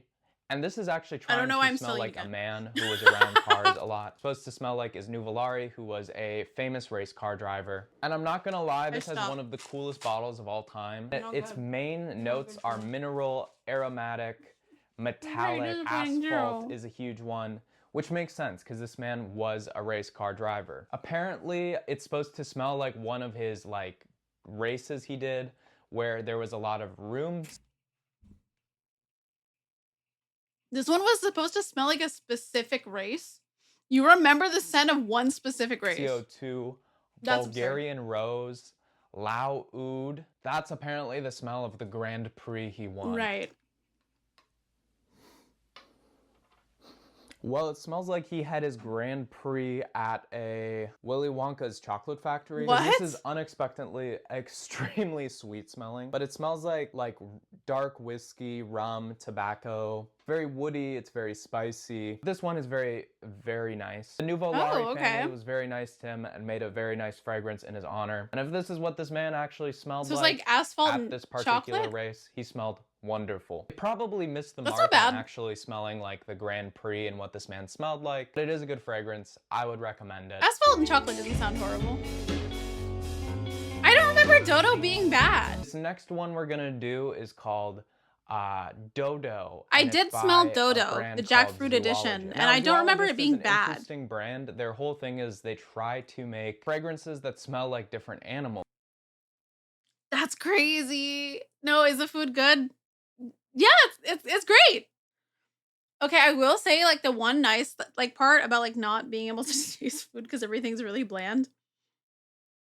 You don't get to hurt people's feelings, or you not like you don't get to, but like you don't hurt people's feelings as much because like if something doesn't taste good, at least for me, I do make a face. They Unfortunately, have like Tyrannosaurus I Rex. do. They have like bats. It's cool as a concept, but if you've ever been around an animal, you know that they usually don't smell very good. And this is what That's not dodo true. is My supposed cat to smell smells like. fantastic. The extinct dodo bird. And I'm not expecting very high things about it. Maybe it's just I think this will smell stinky. So dodo just kind of sounds like doo-doo to me, so maybe that's doing something.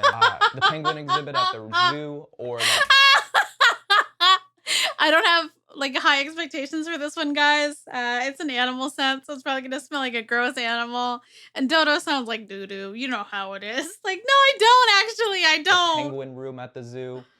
It is like one of the worst smelling rooms I've been in my life. Like penguins This are guy a just like terrible hates smelling animals, animal. bro. Like, I The can't fuck? imagine being like Misato in Neon Genesis and having to live with a penguin. I think that would be miserable because they smell bad.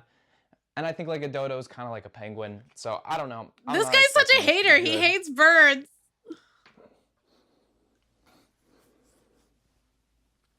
There's definitely a little bit of spunk on it. That is like a There's little gamey spunk? or earthy, slightly animalish. Mainly smells tropical. Yeah, I think that's mainly jackfruit. Again, it's a Yeah, very this sweet one was fragrance. the I jackfruit wasn't edition, expecting it to smell and so it does sweet. smell There very is sweet. some That is part correct. of it that kind of smells animalish. Well, it smells like tropical Skittles, honestly, is what it smells like to me. Giving into love and sharing my You can taste if The there's a next milk scent product. we're doing is called Broken Theories by Kerosene. Yeah, I can see that. Kerosene is a I can see how new that would be an issue. independent Michigan-based I hope you keep lactase perfume on you at label. all times, And buddy. Broken Theories is supposed to smell like Broken Theories, which is apparently What like does that mean? broken dreams. What does broken theories smell like? You can't just be like, yeah, it's supposed to smell like broken theories or like broken dreams.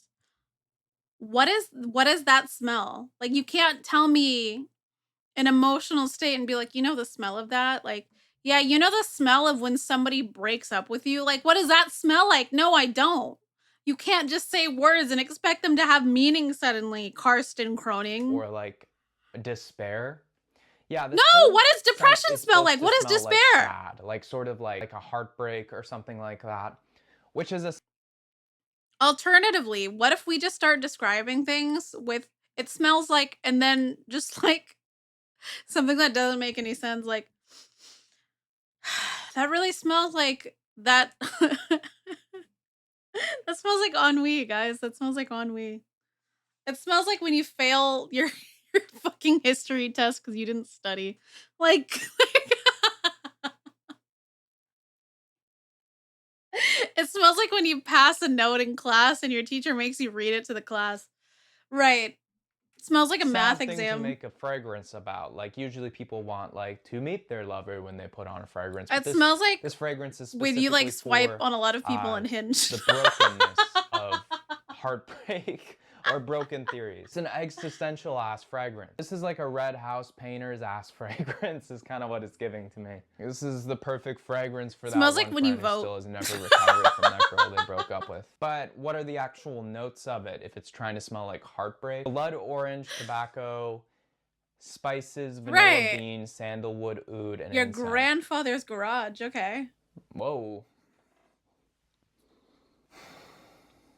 You know, upon smelling this one, I actually do get how it sort of smells like heartbreak. There's this sort of like bitterness or staleness to this one where, yeah, you have those notes of blood orange, especially vanilla and tobacco. It doesn't smell like as rich or as fragrant as these notes normally do. Like all of the ingredients that would normally be very rich are like instead very sad. Maybe it's like mint. Kind of reminds me of like the Tom Ford vanilla one.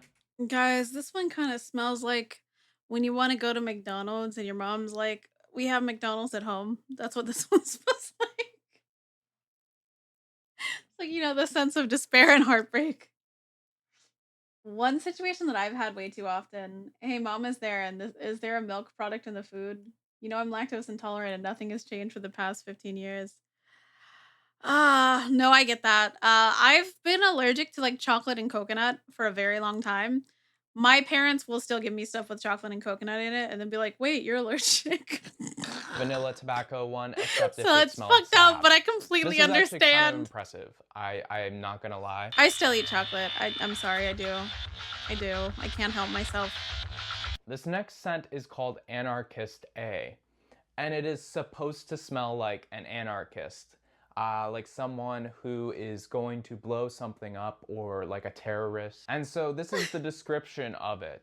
Today I remember hypocrisy. They sell us love, faith, forgiveness. Okay, blessings, so like if this one distractions, smells and like dreams. anarchy, They sell us anything if we are ready it to smells buy like it. when you If lose it's hard to faith tell in the who they government. are because of us, You know all we that ever smell? wanted was everything. When you lose faith How in the shall we government, it's comfort that ourselves, smell. The murder of murderers. It's a Fight Club. You know, like the scent monologue where right like there. I you're actually read this disillusioned description to my girlfriend before I politics. ordered it, and she just said, "Man, they are trying too hard." But here are what the top notes are. You know that smell Credit cards, when you no. like Whiskey. The heart notes are dirty dollars. Oh shit, it's the one that we candle wax, wanted and to then smell. The The one that we wanted to are smell. holy Oh my god, water, yeah, and the old one that everybody was like, confession room, this is the worst smell that I've ever priest's smelled clothes, in my and a life. plastic bag. You got What's not clear cheesecake to for me your about birthday this party fragrance cake? Why is, would they like, do is that this to an you? anarchist who just like what they smell like? Is it supposed to smell like where the anarchist has been? Is it supposed to smell like an anarchist's like plot to like blow something up? A little abstract to me. That's supposed to smell like an anarchist, but we're gonna give it a shot anyway. Guys, Just opened it this and smells it like smells. the time like I plotted to overtake the Ooh. government. Like Okay. Ooh, yeah, that's not a great one. Heavy on the credit card and whiskey. It smells really what does credit alcohol. card It smell smells like? What do you chemicals. mean It heavy smells- on credit card? What the fuck does a credit card smell like specifically? It doesn't just smell like plastic. Apparently it's heavy on specifically credit card. What do you mean? What do you mean? I mean, I know everything is chemicals, but yeah, it's powdery in a bad way. Oh god. It's not good. It's burning my nostrils with like heavy chemical smell, but it's just super pungent. Maybe like it smells like a credit card factory in like the that's way that like when you keep putting shit in your wallet, that your wallet kind of smells like money. It's probably a little bit dirty because you take your wallet everywhere. So it's like not just plastic, it's like dirty plastic, like money processing plastic. like plastics or something. This is not a good one. I would not recommend this fragrance at all. What is that?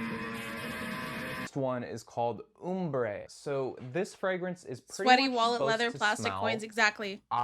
like anti-communist freedom fighters. This is What? supposed to What does anti-communist freedom fighters smell like? You can't just say that something smells like that. What? Okay, so guys, it wasn't the last one. This is the smell. You know that smell when you're disillusioned with the government? smell That's like this one. group of guerrilla anti-communist fighters in the fuck? Murcel period of Romanian history. So Right. like super hyper specific. The whole story of this is each bottle is supposed to imitate the mountain peaks of the Murcel area. Right. In that period, it Right. was the home for partisan freedom fighters during the communist period. So yeah, it's supposed to smell like a very hard time for these people. Smells The like top famine. notes are Divana Smells animalistic like notes, which are like very bloody depression. animal, wilderness smelling. Benzoin, cypress. The thing is, like, he's not coffee, making up any of these. myrrh. He's like reading these A from lot like the of websites. weird scents are going into this one. And people who actually lived in this area of Romania have smelled this fragrance and will say like it brings them back to that area very, very clearly and distinctly. That's crazy, but apparently it smells correct.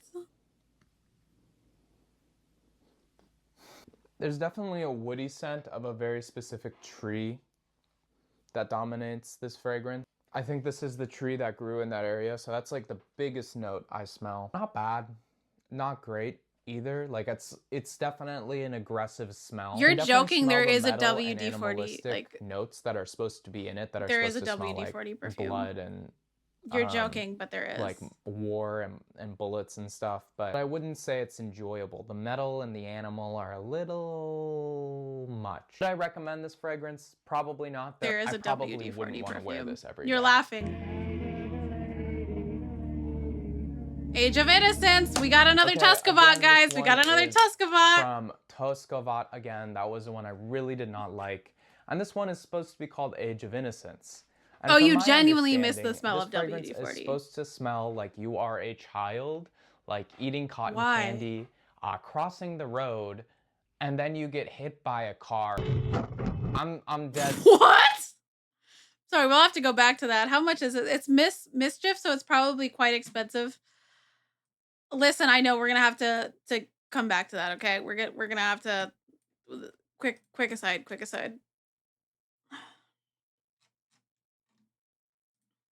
How much was this? $48. This one was $48. I'm sure you could probably buy this one like resale. Maybe not. Perfumes resale are a little bit harder to get. Currently sold out.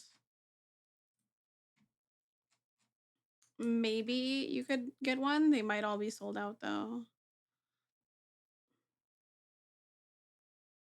Yeah, you may be able to find one, but they're on the pricier side. Serious about that. This fragrance is supposed to Oh, smell that like makes you are a sense. child who is then hit across to smell to be called Age of Innocence. And from my understanding, this fragrance is supposed to smell like you are a child, Right. like eating cotton candy, Yeah. crossing the road, Yeah. and then you get hit by a car. I'm dead serious about that. This fragrance is supposed to smell like you are a child who is then hit by a car. Let me read you to the description.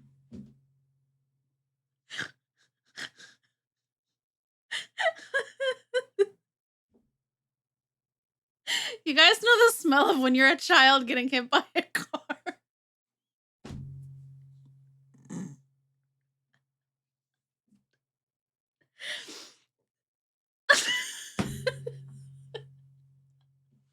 It's very poetic in a sense, but it says, "Today I remembered the cycles. Exhaust Right. blowing on my cotton candy. Then this metallic screech Right. interrupted it all. The abrupt break on the youth, hot torn rubber Right. marks all that I could see. Burned out petrol on a back seat. It was all so loud, fast, and the car could not reverse again. Now I'm in a hospital, but have something sweet in store for me." That is certainly a memory to have. So this one, the top notes are supposed to be bubblegum, cotton candy, and strawberry for like the candy this child was eating before he got hit by a car. The heart notes are metal screech. Not like metal, metal screech. What?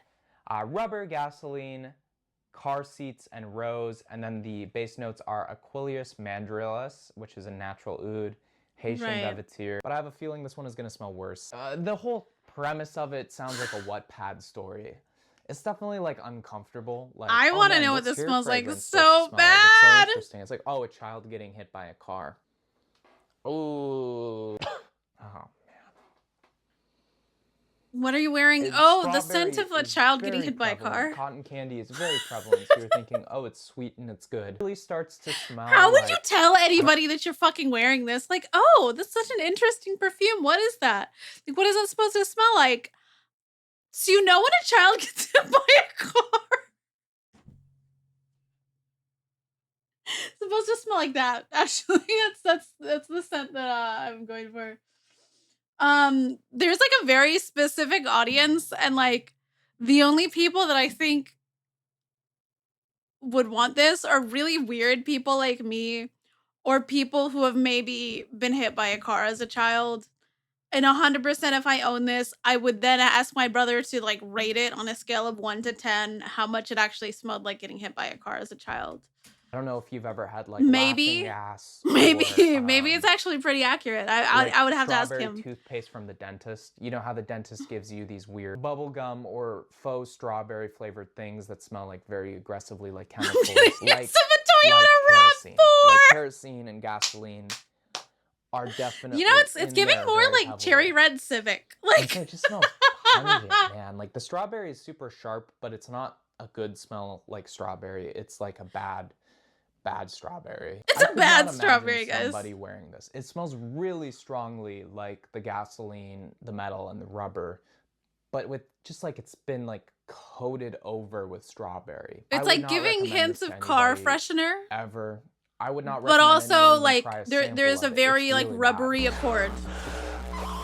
What the fuck is this, bro?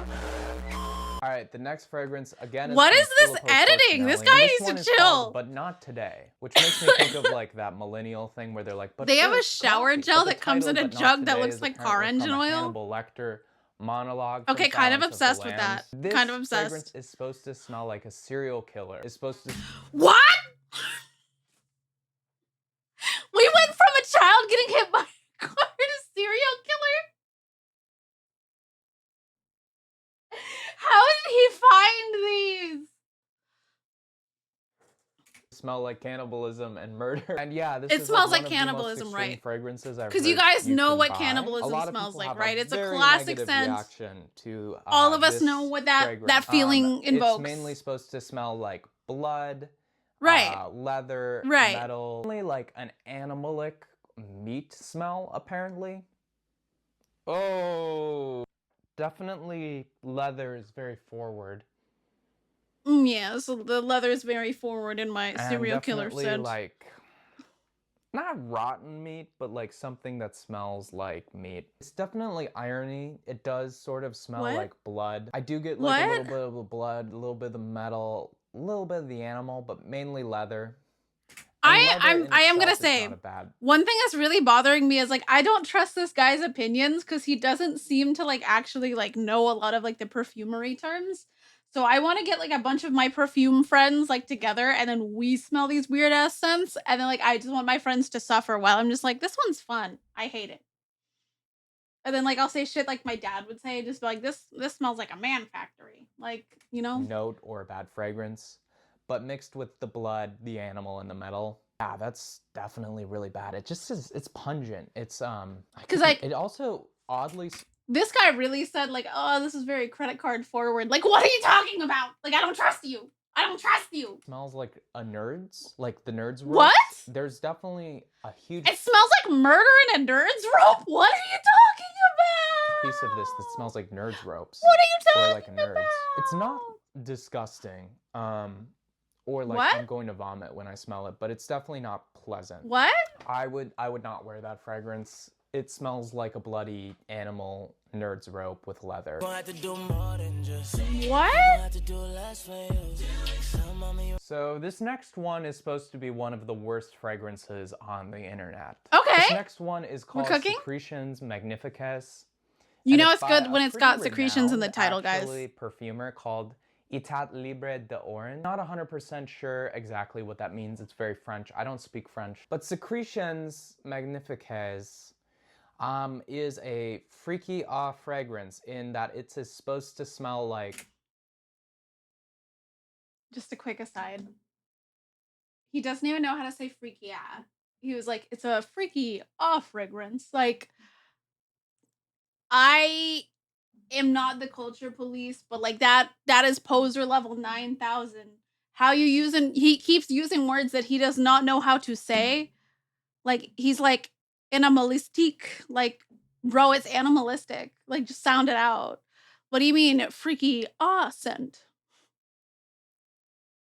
Brother. Brother. Like, like what are we doing? What are we doing? No, I need to be testing these weird scents. I need to take them from this man who does not know how to properly appreciate the smell of getting hit by a car as a child with cotton candy. Okay. somebody's nether regions, actually. Oh! What did I miss? What do you mean this smells like pum pum? Is a freaky fragrance in... I'm sorry, the freaky took me out again, and like I just need to like lock in. It's a freaky ass fragrance. The freaky ass fragrance, okay? Freaky fragrance. Oui. The freaky ass fragrance. that it's supposed to smell like somebody's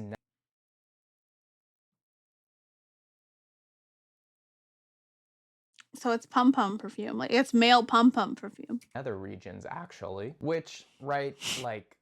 This is the foreskin perfume, guys. Now that's what it's supposed to smell like. Now, according to the reviews on the internet, Okay. it actually smells much worse than that. Oh! Some people have said that this smells like a crime scene or is panic-inducing. Either way, smells based like a on crime the scene. concept alone of it. Actually, can you imagine somebody smelling like your dick and ball and then just being like, this smells like a crime scene?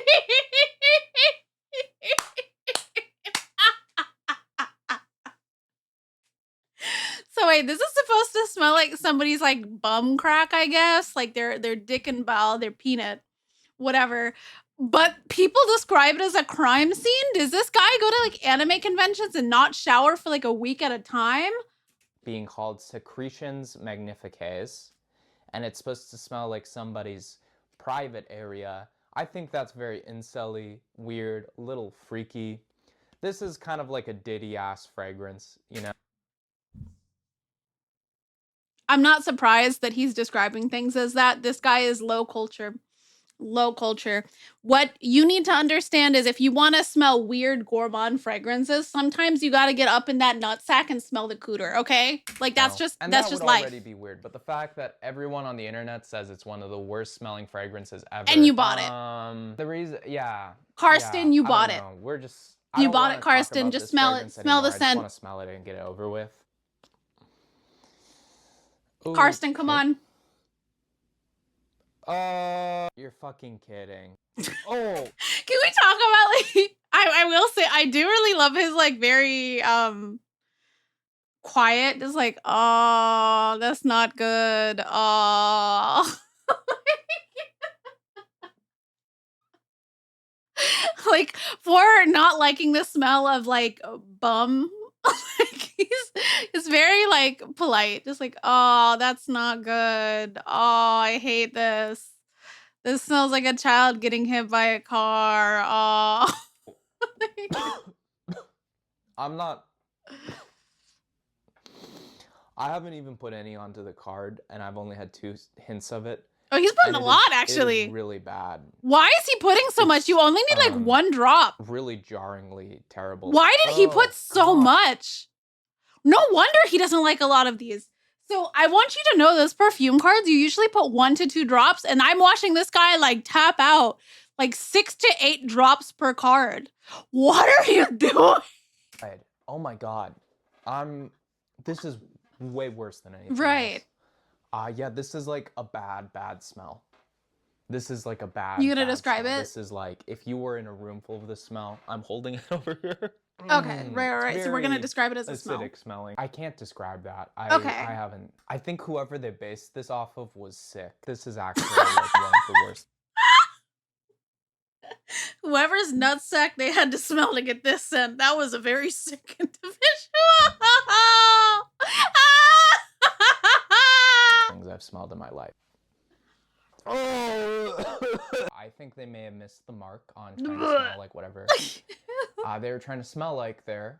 Don't try it because you will gag upon smelling that one. Don't get that one. Don't ever get that one. Inexcusable evil. Oh, so apparently inexcusable evil is worse than balls. So the last fragrance That's we good to have know. here is the worst of the worst, apparently. This is the bad boy. This is the one that I've decided to make this whole video about, and it is inexcusable evil. Again, it's from our friends, unfortunately, at Toskovat, who have made me hate every single one of their fragrances. Unfortunately, at Toskovat. And inexcusable evil. This guy just doesn't have whimsy, okay? He's doing this as like a challenge of like, I'm smelling a bunch of ball scents so I can get electrocuted and like deep fry my nose hairs. No, you gotta go into this with like a warm and accepting heart, sir. Like you have to like be open to whether or not something's gonna smell good. You can't just go in just being like, yeah, this is gonna smell like that feeling when like you like ask a girl out when you're like in 8th grade and then she's like, ew, you have cooties, and she runs away and like you feel like a fart. Like that's what this one smells like. Like, no, bro, like you gotta go in with whimsy. You be open to the scent. The top notes are gunpowder and ozone. The heart notes are blood, bandages, iodine, burning flowers, wood, oil, and then the base notes are fallen concrete, rain, incense, and sandalwood.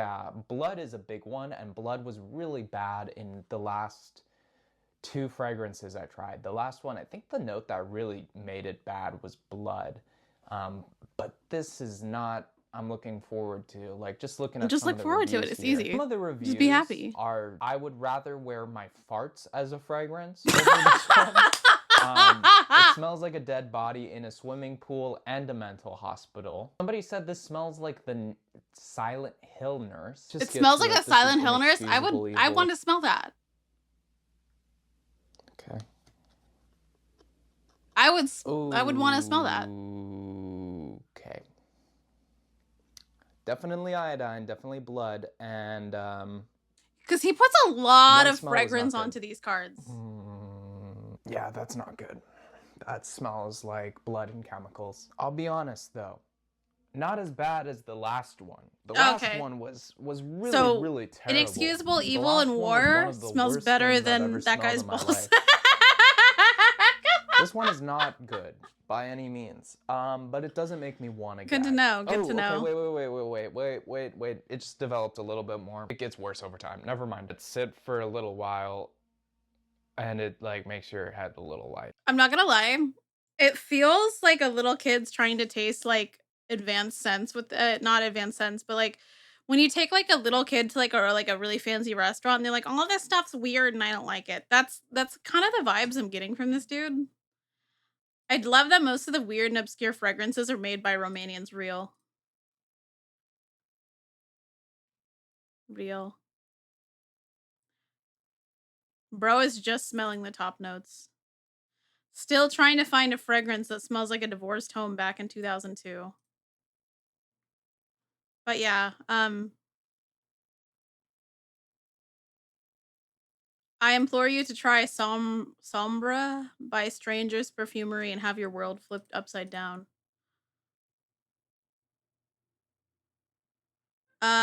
I had, and this one is described as, I had to scrub it off after just under an hour. This one's truly repulsive. It smells like you got way too drunk on cheap fizz before vomiting violently out of both ends in the most disgusting service station toilet that you could run to fast enough. A toilet, I might add, that reeks to high heaven of many days of piss, unclean toilets festering in a small, stuffy, airless cubicle.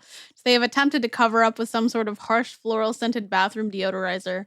A real ride, but not one that I would want to take. Slay. I need a flat earth inspired cologne that smells like intellectual arrogance, loneliness, and the false feeling of being special or part of a secret society.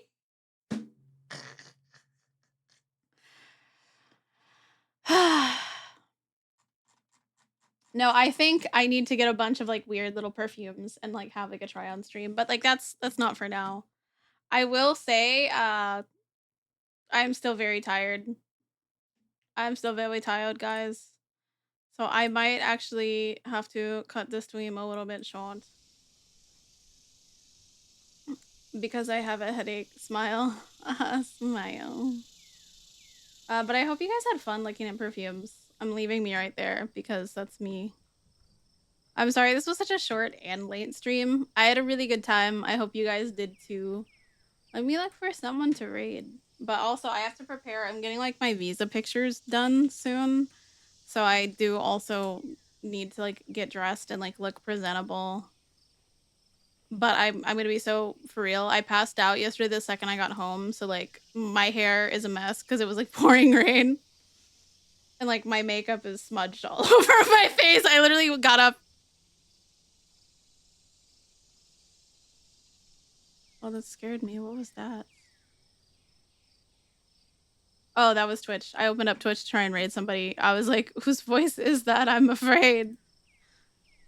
I'm afraid. You always look like you're in prison in those. The thing is, I got my hair dyed because I didn't want to look like super gross, and then they dyed my hair really vibrant so it wouldn't fade. But now my hair looks like a highlighter, which is not good. But that's the reality that we're living in, you know.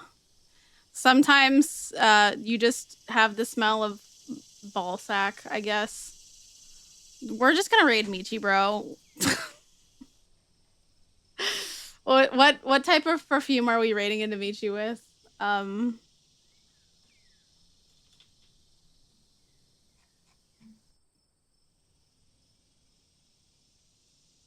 Actually, you know what? Let's raid into. I have a headache, man. Jeans. We're not doing jeans. That's too. Right, that's the raid message.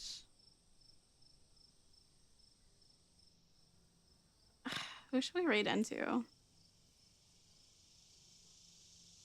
Let's raid into. There's somebody playing Dead by Daylight. Let's do that.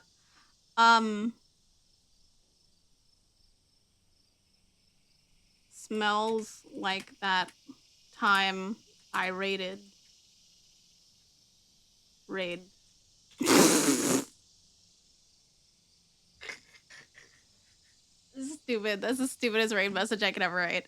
So we're gonna raid into somebody playing Dead by Daylight. I will have like a real stream on Sunday. Hopefully the medicine stops fucking me over very severely. But basically, I've been. You see the GIF on the screen? That has literally been me for the past week. It was like that Okay, normally I'm like in pain and that like tired, but like now I'm just that tired, but like not in pain. Okay. Okay, so like it's an improvement. It's an improvement. Okay, but we're rating. We're rating. Okay, we're rating. We're rating.